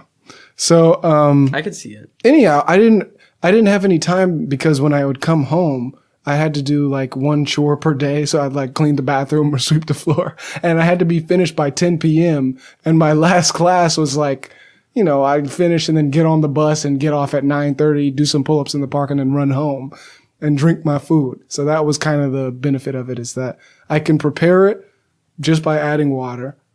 It's super simple. It's surprisingly filling. And, but I didn't want to like cook when I was home ever. Right. Do you ever feel though, like you're like, this is so boring. I don't really want to drink it at all. I'm just fine. Just not. Yeah, sometimes, but most of the time not, because I started working out too. So now, because then you're like, fuck, I'm hungry. Like I gotta drink. Well, now I'm barely hungry because I'm trying to be in a calorie surplus. So I'm just drinking it as quick as I can get it down. That's right. it. Okay. I see. Because yeah, I mean, okay. And I mean, this is, by the way, this is basically vegan. It is vegan. It is vegan. Okay. By the way, I would not recommend that to anybody. Okay. So it's good, but it's good for me. Yeah, I see. Okay. But I mean, I wouldn't drink this as much as you do, but I'd be like, You know what? Like in my house, like sometimes I'm just there and like I don't have anything. I'm like, last night, okay. I never do this. Last night, I was like, okay, I don't have any food. And I was like, I thought of, Trader Joe's was closed. I don't really want to, I think it was even late enough. Most of the other places were closed, and I didn't want to go to like, Safeway or anything to get food. So I was like, okay, I'm going to go grab food somewhere.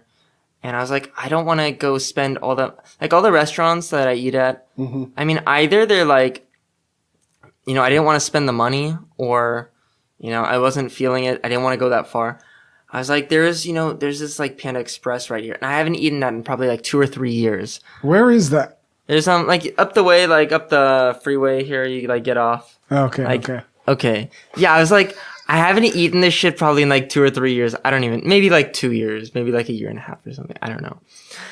I walk into the place and like, I'm just like I'm like looking at the thing and like standing at the cash register, and I'm looking at the menu, and I'm like, just like waiting. I'm like thinking of what I'm going to get. And then I realize like the line is on the other side of the place. I'm just standing there like it's like I'm like trying to cut the whole line. Yeah. Like I was so oblivious. It's like if I was like so high and walked, I'm like, I barely smoke weed anymore. Like, is that, wait. So why were you so oblivious? What was going on? Just I don't know. Maybe I was hungry? out of it. I was hungry. I needed some, some foods in me. Did you end up going to Panda Express? Yeah, no, I went, and I was like, okay. So I was there, and I'm like I'm like, okay. So then I looked around, and I'm like, oh, the line. I gotta get in the line and then pick the food and then buy it. I was trying to buy it and then get the food. Yeah. So I was like, it's Panda Express. It's fucking like everyone knows this shit. It's like, where am I from? Anyways, I get in the line, right? Okay. It's like so long. I'm waiting in line. I'm like, geez, I came here because I thought I was going to be fast. This is fast food. And I was like, I was looking at all this shit, like this honey shrimp stuff. I'm like, this shit is like so unhealthy. I'm like, I finally get up to the guy. I'm like, could I please get the first part? Could I please get half brown rice, half steamed veggies? Cause that is like clearly, Look, we're in the Amazon. Yeah. We're in Peru. Yeah. Oh my goodness. Yeah, I'm not a big fan of those big mosquitoes. I don't like them. They try to eat me and stuff. Anyways, so yeah, I'm like, could I please have some steamed rice, some steamed brown rice with the steamed veggies, like, you know, little, like half and half. Cause like I was hungry. I wanted some carbs, but like brown rice, but I wasn't like, I didn't want all brown rice, whatever. Okay, whatever. You get the point. Yeah. The guys like, we're out of steamed brown rice and veggies. I'm like, this is fucking fast food. Like, you have everything and it's fucking fast. Like, it's okay. Like, that's the point. Like, that's why I came here. Anyways. Why don't you go to In-N-Out? Because I had just gone to, I like to go to In-N-Out. I'll get the salad burger, like with the lettuce. I get that. I get like 2 of those and that's it. I just eat, it's basically a big thing of lettuce with like a hamburger in it. Like, I get 2 of them. Wow. Like, but I had that a couple days before. I'm like, should I be eating that much beef anyways? Like, maybe I should take it easy. I'm like, I'll go there. Anyways, they only had that, like, that rice that they make that's just fucking oil and like MSG and like, you know, all this fucked up shit, whatever the fuck they put in there. Yeah. I was like, he's like, we don't have brown rice and we don't have veggie. I'm like, I was just like, I've been waiting for like 20 minutes in this line now, like 15 minutes maybe, really, because I was like, whatever.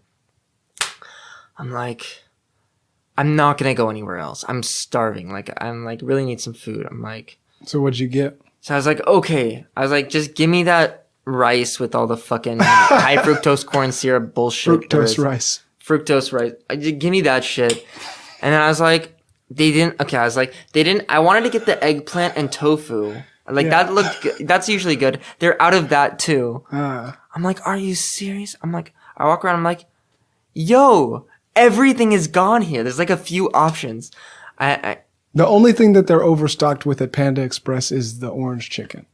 Okay. Yeah. I mean, that's just fucking sugar and chicken. Bullshit. Like, okay. Can I have sugar with and the salad processed chicken? I'm like, I got this thing. It was like green beans and like chicken that looked pretty, like, it was all right, like healthy-ish looking. So I was like, fuck it. I'll take that. I ate it. I was like, it's not that bad. I mean, it's whatever, you know, it's one time. Like, I've been working out and stuff. So, but I fucking hate, they label this shit like all natural. Like, you go to the store, they're like all natural. I was at Trader Joe's the other day and I'm looking at the salmon and there's like the 2 colors, right? Yeah. Like, the one's clearly the wild and one's the farmed one. Yeah. I mean, fucking farmed, like, I picture like a rancher with like a fucking, those, you know, rope things and it's like. Yeah, but for fishing. Yeah. Like, this is like, I'm like, what the fuck is a fish farm? Anyways, it said like Atlantic salmon. I was like, okay, that's the wild one. It's the Atlantic. And then I'm like, I was like, I knew something was up. And I look at this shit and it's like farmed from like Norwegian fish. It's like Atlantic salmon, but it's not wild from the Atlantic. It's like, it's farm. Oh, both of them are farm. Yeah. And I looked more into it and I guess like the farm, it could be like in the ocean, right? But it's like, you know, a little space they make in the ocean. It's like a little box. They just like go into the ocean, make a box and put a bunch of salmon in there and feed them corn and whatever the fuck. And, you know, anyways, I mean, I think these people are nuts. I mean, they had this, real food. I mean, I understand like this, I could say, okay, this is kind of like pretty artificial in a way, but this makes sense. It's so fucking convenient. It's cheap enough.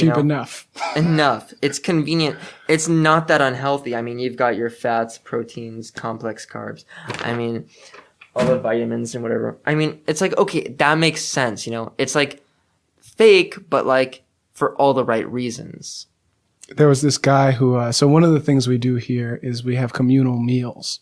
Okay. But there's a lot of vegans that live here. I like that. It's the best thing we do. Communal. And by we, I mean them.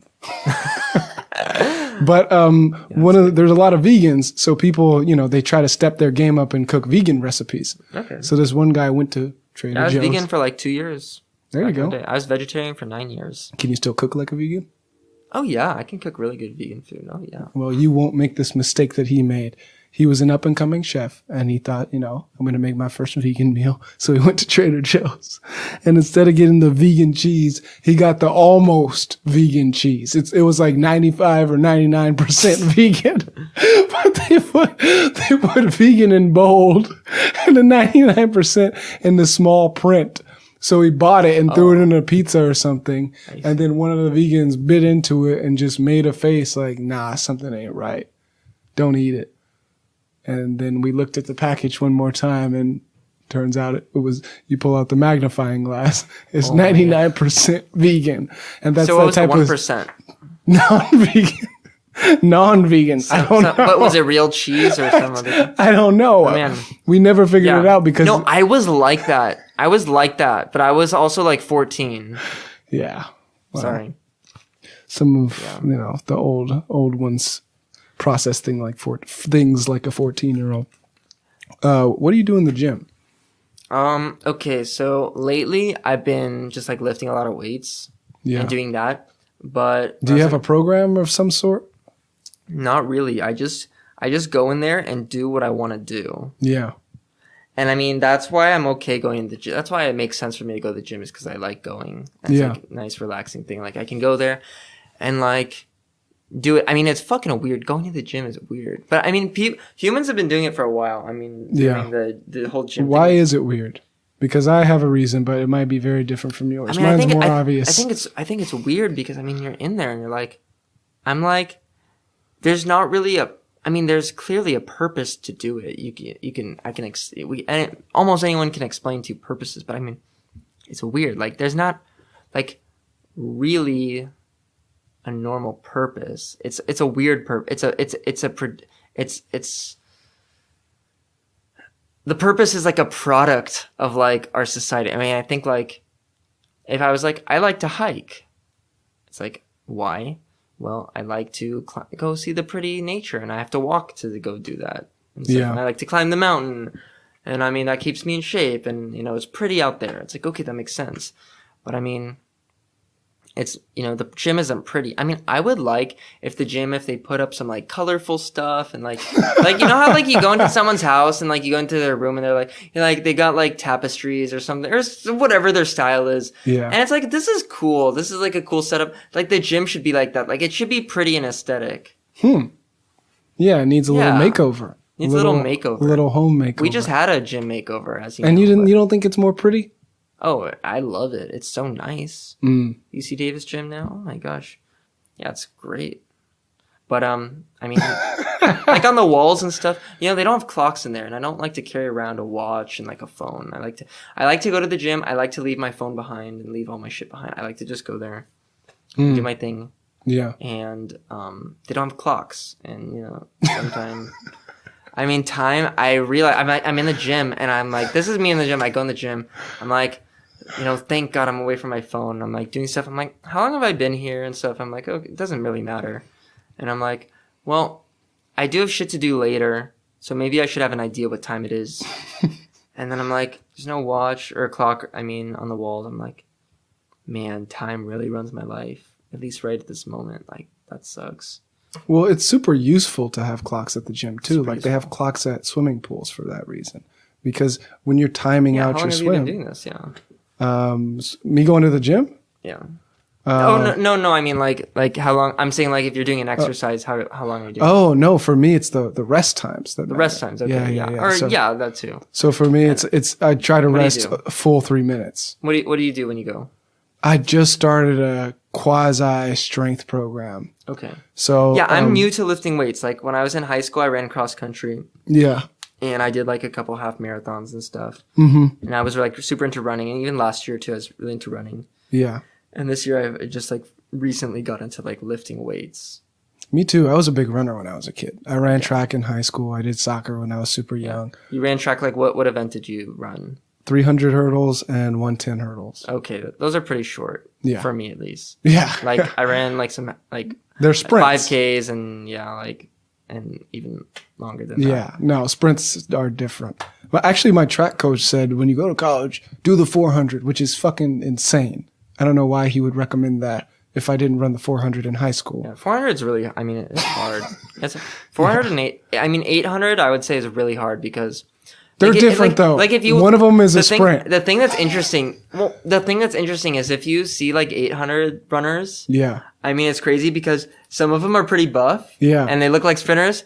There's a range, Some of them look like marathon runners. Because it's a different, you can get away with long distance stuff, I feel. Yeah. At the 800. At the 800, it's like, like it's interesting because like mile runners and 5K runners, they can run the 800, they can train for it. But also those like 100 runners, they could train for the 800 too.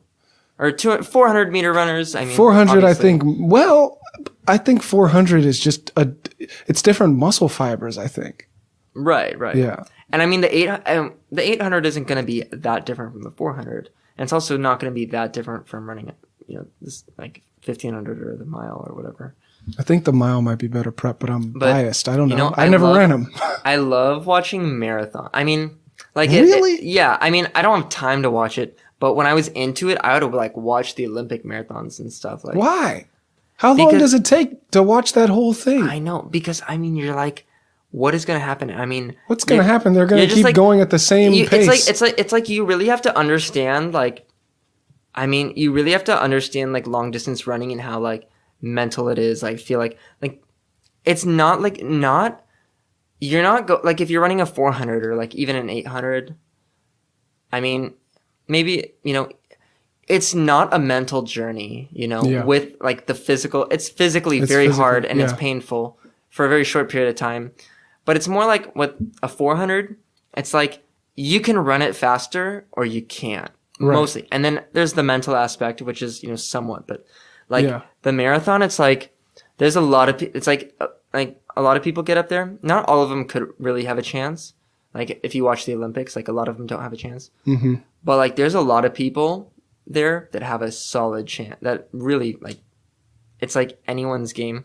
Oh, I see. And it's what like you mean. so mental. And I mean, it's based on like, I mean, it could be on what did you eat last night, and they are like, they try to really dial these things and like everything. But I mean, it's crazy. I like to watch that because I mean, you see some people like drop back at like 15 miles and you're like, are they getting really tired or are they not able to keep up anymore? And usually at like 20, and there's a strategy to it because usually at like 20 miles, it's 26 miles. At 20 miles, they start to like, some of them will really push it. They'll like go above pace, like something that like is just not really it's not sustainable, but they push it to break off from like the other people. And it's like a mental thing. I mean, it's like, it's like they're making a surge, like everyone knows that pace isn't sustainable till the end. For the last 6 miles, everyone's tired. I mean, maybe it's sustainable for like a mile or two, but they like really push it to break off. And then if you're like, you can see the person with their way up there. It's like, how do you slowly catch them? And it's like, you have to decide, do you want to stay up with them? And a lot of, the people, like, usually when you watch the Olympics, like at mile 22, there's like 4, 5, 6 people up there. And like, everyone's kind of behind, but like, they've kind of broken off from the group. And I mean, I think it's just like crazy because you're like, what is going through these people's minds? I mean, like, how bad do they want it? All these things. I mean, it's crazy. Whereas I feel like the 400, it's like so fast. Like, it's like it's more like how well did they prepare? How well did they train?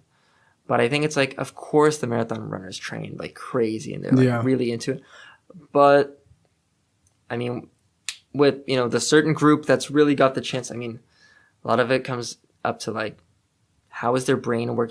I mean, brain is so connected to the body. It's like, it's so mental. How is their brain telling their body to keep going or go faster or like be conservative? Like, you don't need to stay up with them. Maybe you don't, and people come back and win.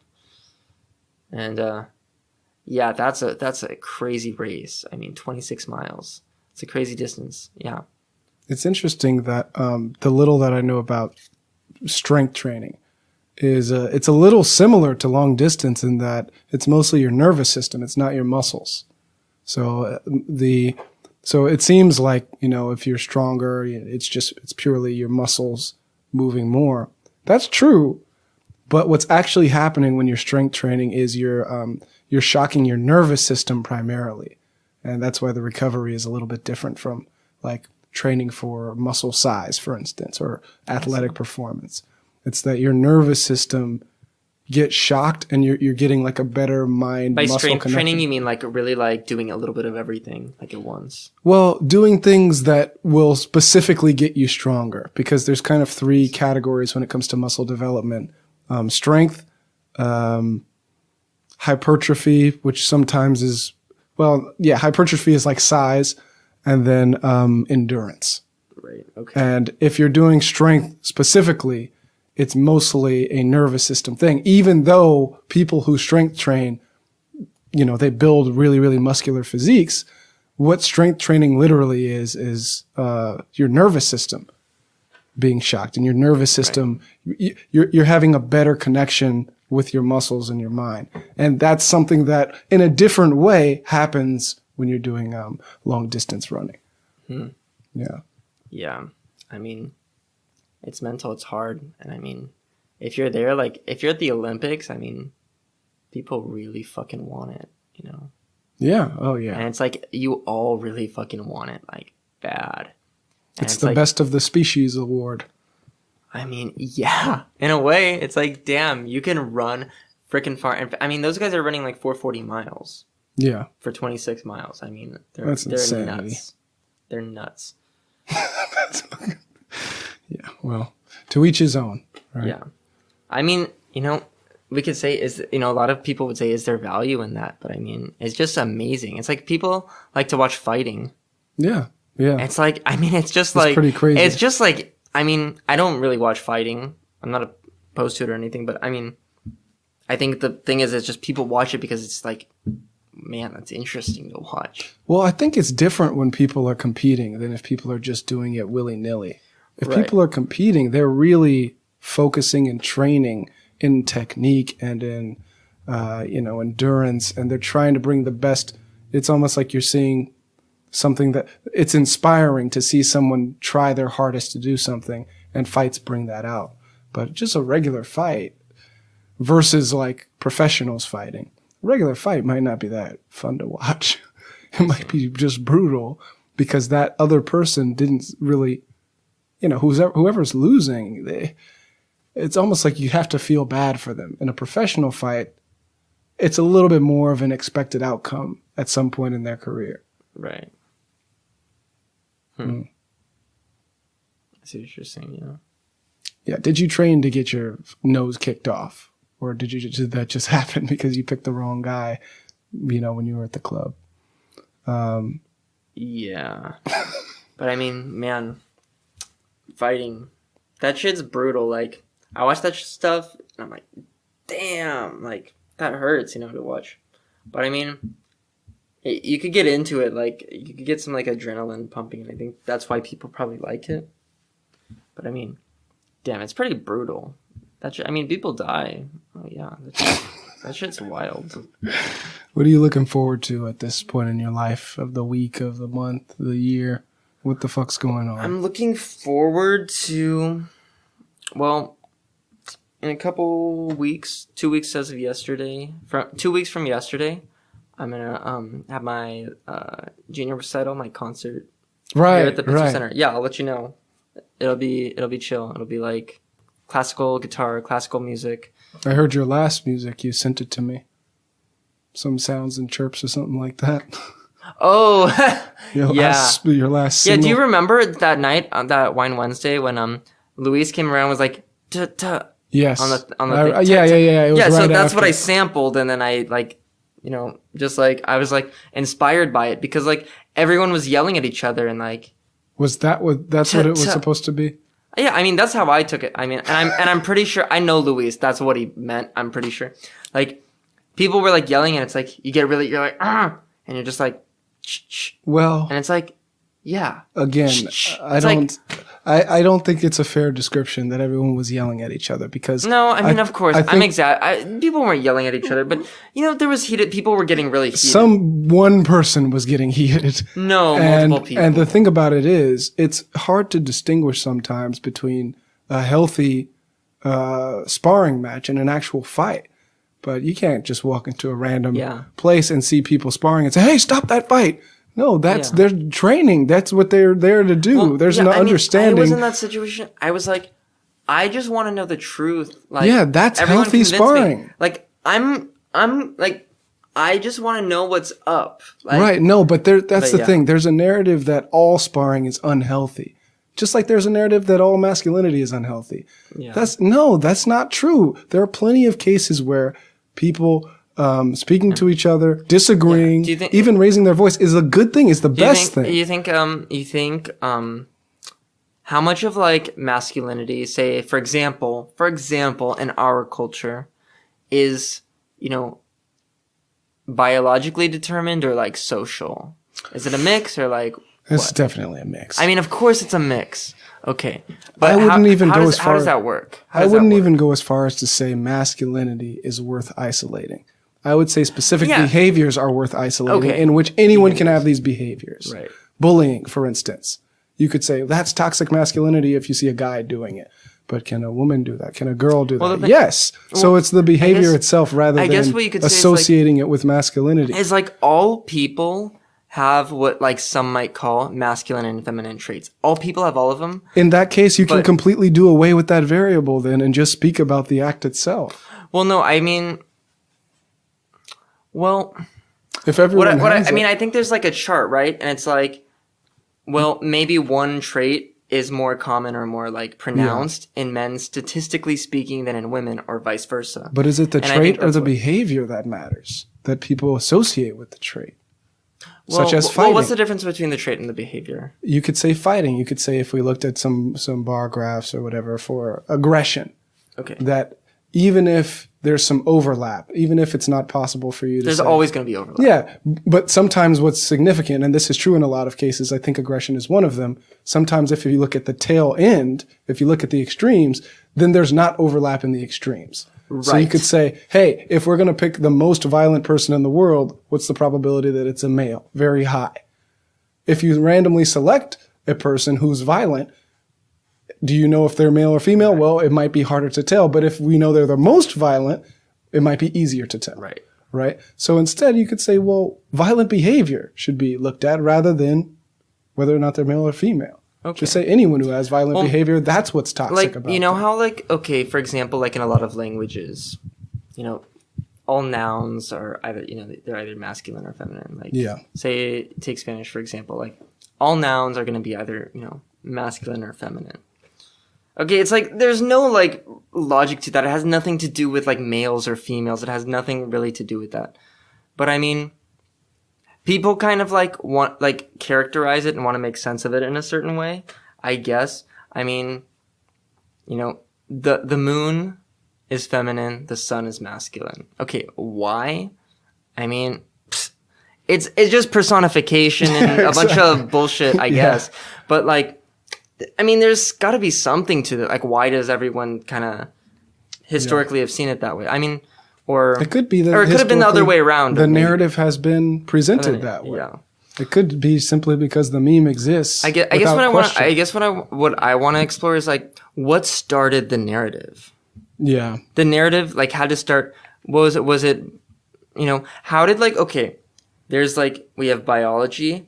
How did that create the culture? Like it had to like influence. Well, I mean, yeah, like where did like I mean, I guess culture has always just been morphing and stuff, but I mean, even if you look at, you know, I mean, go back in our ancestry to before we were even human yet. And I mean, there had to be culture, but like it's just been constantly morphing.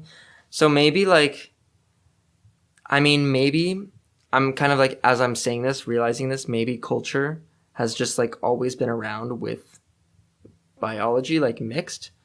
So there's not like biology was first and then that like culture came out of that. But maybe it's kind of like, well, it's always kind of been like together. Yeah. Or at least for a really, really, really long time. Well, That you could think of culture as something that explains the natural world or tries to make sense of things that are already there and something that puts new things out there. So you can have a new concept through culture, but you can also describe stuff that has nothing to do with culture through culture. Right. So you got to distinguish, well, what's actually in the physical world and what's just the artifact of culture that we keep kind of recursively referencing. I see. But there are things in the physical world that are true for men and women, that makes sense, at least from the explanatory perspective. Like one of the big ones to me is risk taking when you look at mating strategy. So as a man, physically, it's possible for you to impregnate several women at the same time. Right. For a female, it's not possible to, it may or may not be possible to have kids by several people at the same time. It's harder. It's it's difficult to get in the high numbers, at least, even if it is possible in the low numbers. Because you have, one pregnancy cycle, 9 months. That whole time, you pretty much can't diversify. You can sexually, but not reproductively. Right. So if you start just from the known differences, you could say, look at things like risk-taking behaviors and say, well, let's say just from a reproductive standpoint, who would it be more beneficial for to take high risk for high rewards versus low risk for low rewards, right? So if you're saying, well, I'm going to go for it and it might happen and it might not, but if it does happen, it'll be really good for me.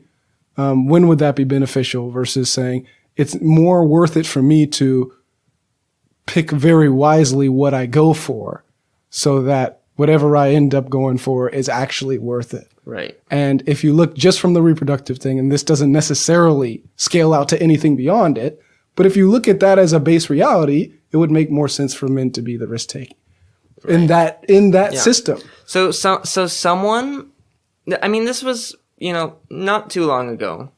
Someone told me, I don't even know how it came up, but they were like,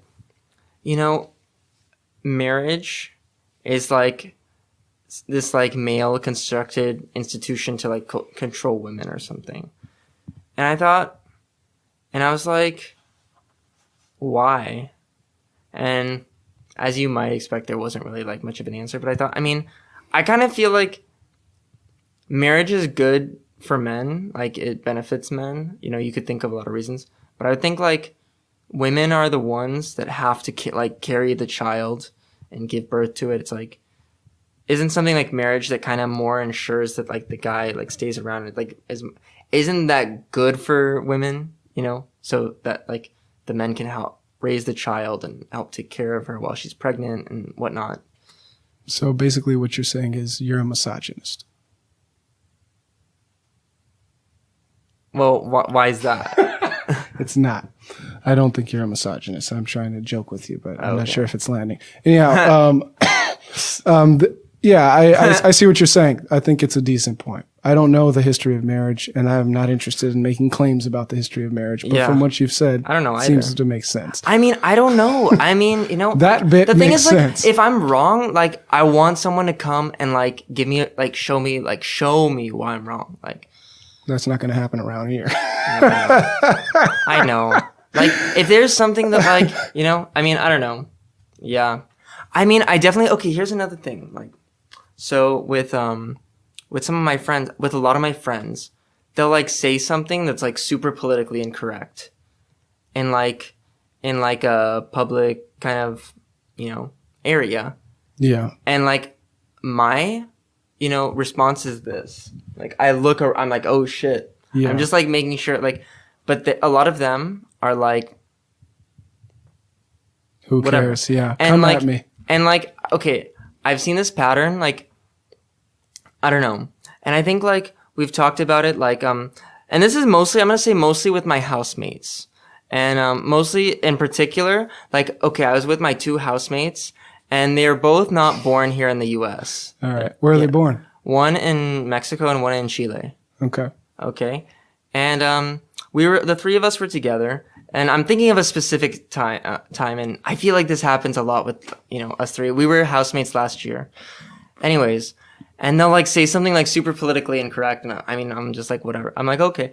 And like my instinct is to look around and like, and I'm like, even once I was like, you guys know, like, I'm like, I don't care, but you guys know, like, if like, pretty much the average person around here hears you saying that, like, what they're like at least thinking or like whatever.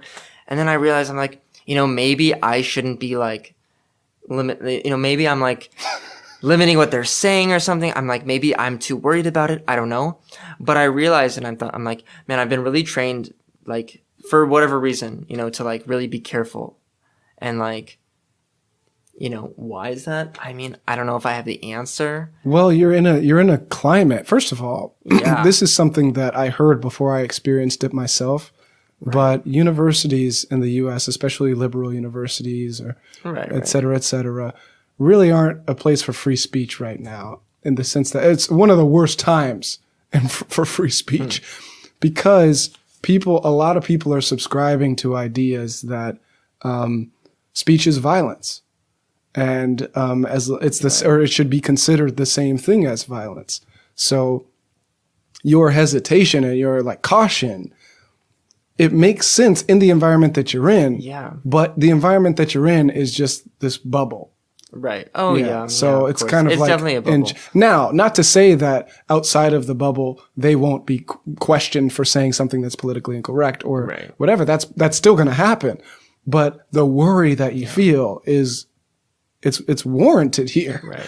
Because who knows what can actually happen? Yeah, you know, I mean, if the wrong thing gets interpreted, I mean, I'm a student here. I have a lot going for me. I have a lot to lose. Yeah. I mean, if the wrong thing gets interpreted it's just not worth or the gets risk. I mean, it is a risk. I mean, I think, and it's like, you know, it's kind of scary. I mean, I don't know. It's not really that scary. I mean, there's definitely it's not really that scary. Yeah. But I mean, and of course there's way worse. There's so much worse. You know we have so much to be thankful for. Yeah. But like, you know, I mean, yeah, that's the other, I feel like, you know, I have a lot to be thankful for, but yeah, I mean, I do think like, yeah, I mean, I think the more I like appreciate all that I have, and I'm like, and especially as I like mature and grow up, and, you know, I'm only 20. Yeah. Like the more I'm like, realize like, fuck, I'm actually like, you know, all this stuff like here we have at UC Davis, for example, like we have so much opportunity.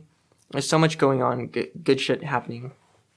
I mean, the more I'm like, I find myself becoming like a little more conservative and wanting to like protect that. I'm like, yeah, like I have all these good things going for me. I don't want to like risk that, you know? And I mean, hey, you know, I mean, whatever happens is going to happen. But well, see that, you know, who doesn't have to worry about that? Someone who's in the worst possible position already. Right. Because then there's nothing like, to lose. Nothing to lose. Nothing to lose, yeah. I'd like to be placed in bad standing. I see. There you go. Yeah, it's insurance. You pay your insurance up front. Something happens down the line, you're covered. But it's insurance for free speech. So if you're someone who has something to say, and you're in an environment where, you know, now, I mean, what your roommates are doing seems to be slightly different. Like they might be trying to tell jokes or they're trying to offend. Yeah, yeah. That's different from just living and realizing that someone can flip whatever you do. But the thing is, you know what? Like, if someone's going to tell a joke, and it's like, we're all, you know, we can all tell if some, I mean. You know, yeah, as long as there's performance to it. Yeah. You know it's a joke. Right. Well, jokes are violence, so. Yeah. Yeah. I don't know. It's crazy. Yeah, I don't know. But yeah, it's interesting because I went to a private college for my first semester. So I got a high school. I got the scholarship to go to this private school in East Coast. And, you know, Princeton? No. This is Hobart College, Hobart and William Smith. Oh, Hobart Williamson. Okay. No, Hobart and William Smith College. Hobart and William Smith. Yeah. Okay. Anyways, it's like small liberal arts school. Yeah. And I mean, man, the people there, I mean, you know, there was like, you know, from what I saw, what I was hearing, I mean, I got there and there was like a lot of racism on campus and a lot of like extreme conservatism. What was the racism? What did they do? Like, just like, for example, okay, like one thing I can think of. So there was one student, and okay, to give a little background, so they had this scholarship where, you know, students specifically from LA, specifically supposed to be diverse, a group of students, you know, they get them a scholarship to the school and send them there. After you accept the scholarship, they let you in on the fact that it's for the purpose of like spreading like more diversity in this campus, which is supposedly a need. It's problematic. we could talk about that if you want. I think I see what you're saying. Were they qualified students? Yes. Okay, so Qualified but they didn't tell them why they were accepting them? With this scholarship. Huh. Qualified to get accepted, but with this full tuition scholarship. Huh. Yeah. It's so like basically they're like, we're putting this group of students together, 10. Exactly 10. And like it's gonna be diverse, you know. Yeah. Like they're gonna have like black students, you know, Latino students, like in a mix, you know, like they want to have different colors, representation, different. They want to have different, like, I mean, they're not like excluding anyone or like it's like just for like this group of people. There's no like quota or anything. It's like as they pick it, you know, and they are picking the most qualified, like, okay. You know, so like it's based on like that. But with that being said, like they're looking for a diverse group and like they want a group that wants to promote like social justice and like these sorts of things so that when they go to this campus that like generally these campuses are small campuses with like that are very conservative. Anyways, so you asked why is it racist? I mean, there were a bunch of things I heard about. Okay. There was a student, there was like a Snapchat for the whole school. Yeah. Okay, this is a big one. There was a student who like put a Snapchat of himself like with his face and everything doing like the Hail Hitler sign and like and wrote, you know, some like I don't know, some like there was some like Nazi like reference or something in this Snapchat. Yeah. Okay. And it was on like, it was like public, put on Snapchat with his face in it. And like he did this. And I'm like, you know, at that point I was like, this guy should not, I don't want this guy at my school. Yeah. I would like it if he's kicked out. I think he should be kicked out. And he wasn't kicked out because like, oh, maybe it's like a joke or something. I'm like, well, at that point, it doesn't matter if it's a joke. I mean, that's, you know, I mean, that's where that's where like you do understand why like people are, you know, really afraid of, like, well, I mean, I don't know whether that falls into free speech or not. I mean, I guess like it does, but that doesn't mean you get to, and it's a private university. So kick him out. You're private. Kick him out. Like, that's like, you know, so that's even like more reason, like there's no excuse. Anyways. And, it's really scary. And also that's a situation where, you could make an argument for real hate speech. Yeah, of course. Because he's not really making any, like, what is the joke if it's a joke? Is the joke just that he's not Hitler, but he's acting like him, or he's not a Nazi, but he's acting like a Nazi, or is Nazism a part of some other larger string of ideas? Yeah, and I feel like, I mean, like with my name and everything, like I'm pretty like clearly identifiable as Jewish and stuff. So I mean, it is a little like, I mean, I wasn't scared really, but I mean, it's a little like, I mean, I wasn't scared. I didn't feel unsafe on the campus or anything, but I mean, I felt like, I mean, definitely like it doesn't make me feel safe. I mean, it doesn't make me, I didn't feel unsafe, but it didn't make me feel safe. And I'm like, okay. And I mean, it has his face, like you have it, like, it's like so obvious. And I'm like, that's ridiculous. Yeah. Anyways, or like something even more like not as bad as that is when, like there was one of my, acquaintances who was like in my, you know, the scholarship group from LA. He was like on the phone speaking Spanish to his mom, and someone says, "Oh, are you like a foreign exchange student?" And I mean, to us, I mean, to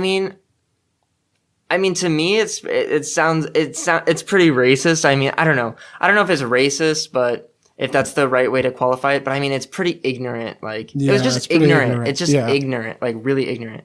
And I'm like, geez, anyways, long story short, after one semester of being at that school, I got my grades and everything and I left. And then I and I was like really pushed really like to the left because of like being there. And I mean, being from LA and then going and seeing that, I was like, wow, that's crazy. Like, and that was when like, the whole, like, that was like right during the Trump election and stuff. And like, I was like, oh, like being from LA, you're like, there's no way that guy could win. But like, if you're in that bubble, but like being out there, I was like, oh, like I see, like this is scary. Like it's, you know, it scared me. It definitely scared me. Yeah. And I mean, it just did. And I said, okay, I gotta get out of here. Like, I don't want to be here. It's not really like the school for me and stuff. I did get the scholarship, but it still wasn't worth it. Anyways, I went to community college for a semester in LA and then ended up here.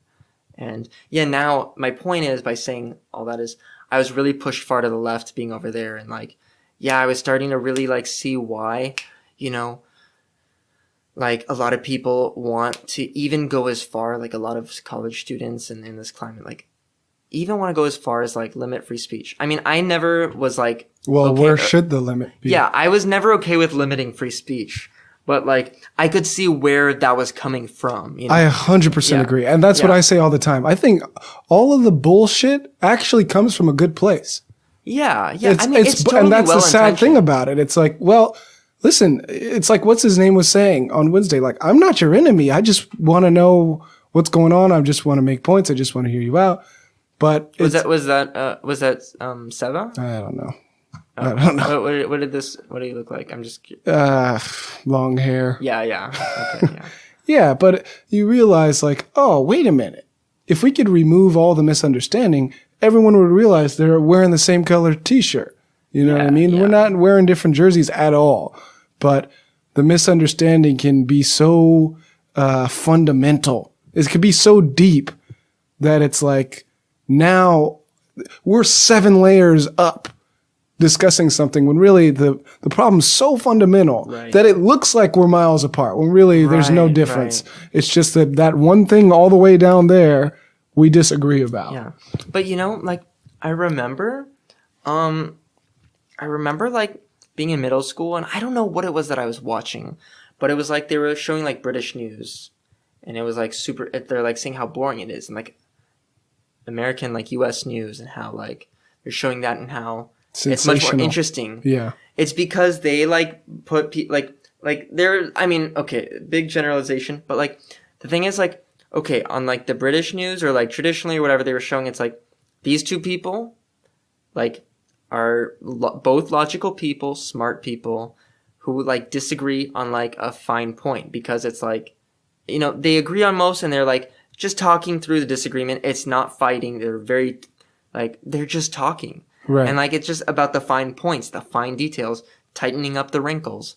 It's like here we're like, okay, polarize, yell, interesting. Yeah. And that's like, and I think that's kind of like what you might see here, but it's like reality. We're like, wait, like we have a lot more in common than we think. Well, that's the beauty of hearing real criticisms, is that you can say, oh, that's what you think.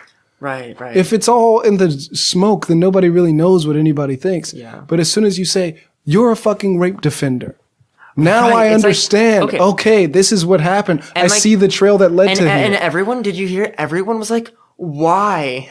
Yeah. Why? It's like, well, I know why. It's because they conflated a sexual assault with a rape, and then they interpreted my letter as a support of that sexual assault, which they conflated to a rape. Therefore, I'm supporting a rape. Right. Done. No, but easy.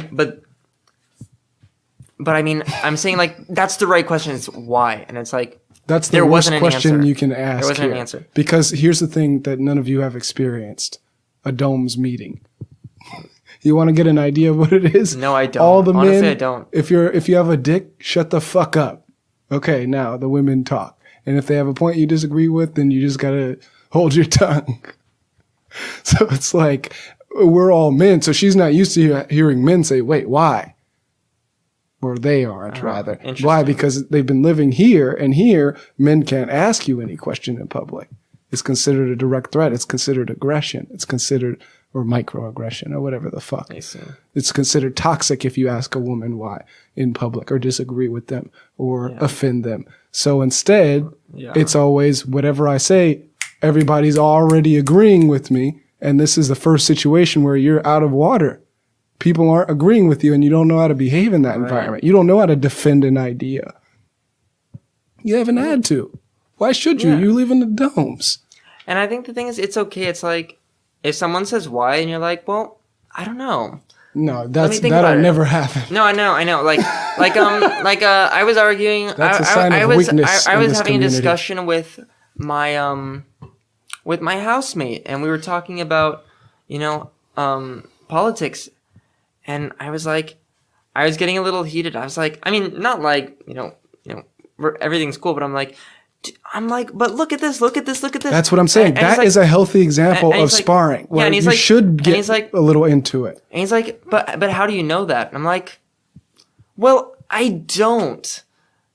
I thought about it. I'm like, he's like, how do you know that? I'm like, well, I don't.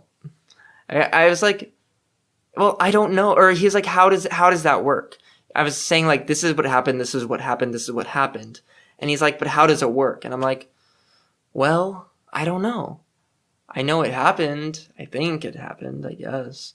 Right. And I mean, that's why I was I was complaining about Trump. I was saying about the shutdown. It was about the shutdown. Yeah. I was complaining that I'm like, the shutdown's fucked up. People are out of work. And it's like, it's already for a stupid reason. It's like, not even gonna secure the border. It's just stupid. Like, I'm like, and like people are out of work, and like I was criticizing the shutdown and Trump for like not lifting it after so long, and then once I was asked, well, how does Trump lift the shutdown? I was like, well, I don't know. I know that he can. I know that he had the power to. But I'm like, well, I don't really know. And then we ended up like researching how this works. And I think that was good. I learned more. I thought like my point was obvious. Like, okay, yeah, it's obvious. The shutdown is bad.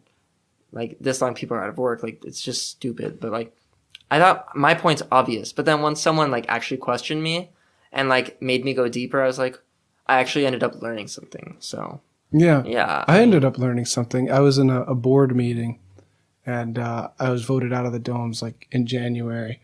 So I said, it could have been nice if somebody could have come to me and this and that. And then somebody said, so you want you want like a victim of some crime to come to you and do something? Is that what you're saying? And I just stopped for a second and I thought, well, I guess that was kind of what I was saying, but that doesn't make much sense. Instead, no, it's not what I was saying. What I was saying is that's something that could have happened, not that's something that should have happened or that I want to happen. But it was a moment where I felt like, oh, okay, there's like I think there's some like a crumb of beauty in this thing, even though it's not a direct criticism of what I'm saying. I think there is a crumb of beauty in me realizing that my model of how people will behave is off in this particular situation. But that was completely irrelevant because none of the people who I needed to communicate with were this person. Right. I was communicating with the organization. They were talking about this person from this other thing that they had associated with what I was doing, which is not the case. And like the thing is, like, I think like we're all born into this world where, I mean, like, I don't know. Yeah, like, I mean, I think like people, are gonna be a little behind from you in one thing or another. And like, that's kind of like, we have to just try to make it better and try to like, you gotta try to like educate people and like educate yourself and stuff. And I mean, yeah, I don't know, like, I get it, because like sexual assault is so bad and like victims don't want to, they don't want to talk about it, No, and that's why I never asked about it. Yeah. Yeah, like, it's no surprise that like, it's, But it's messed up if there's something fallacious going on and you can't ask about it too. Yeah. So it's like, okay, you don't want to talk about it. That's fair. But we should be accurate on what actually happened though. Yeah. With respect to calling me a rape defender, right? Right. Before you call me a rape defender, know what happened is my point. Or at least like you have to like, it's like, you have to at least like, you have to say, like for these reasons, I'm just not comfortable talking about it. Like, and it's like, you can understand like, And I think it's like, at that point, like, you have to say that, like, you have to say, like, I don't, it doesn't want to be talked about or something. And that's okay. I mean, that might be very well, just fine. But, like, people have to, like, no, I mean, some people, everyone's different. How do you know, like, for each individual? I don't know. Maybe I'm not making a very good point, but I don't know. It's just an idea. Everyone is different. Yeah, everyone's different, I guess. But yeah, people are different, huh? That's funny. But yeah, but you're from Pasadena. I'm from North Hollywood. I mean, we're pretty close by. Well, I'm almost never in Pasadena. As far as I'm concerned, I live in the domes. I'm not down in LA. Yeah, I live up here. I am where I am. Yeah. You live where you are. I mean, yeah, it's crazy how, like, things change so much in different stages of life, and it's so different. And you get used to shit. It's like, wow, it's wild. Yeah. Well, but I mean, and you think you get used to it, and then it's like, no, like, it's like you kind of like, it's like kind of scary to get too comfy in a place, because you like know, like, eventually you're gonna have to, like, get too comfy in, like, a corner, because eventually you're gonna, like, branch out and stuff. But yeah, I mean, I don't know.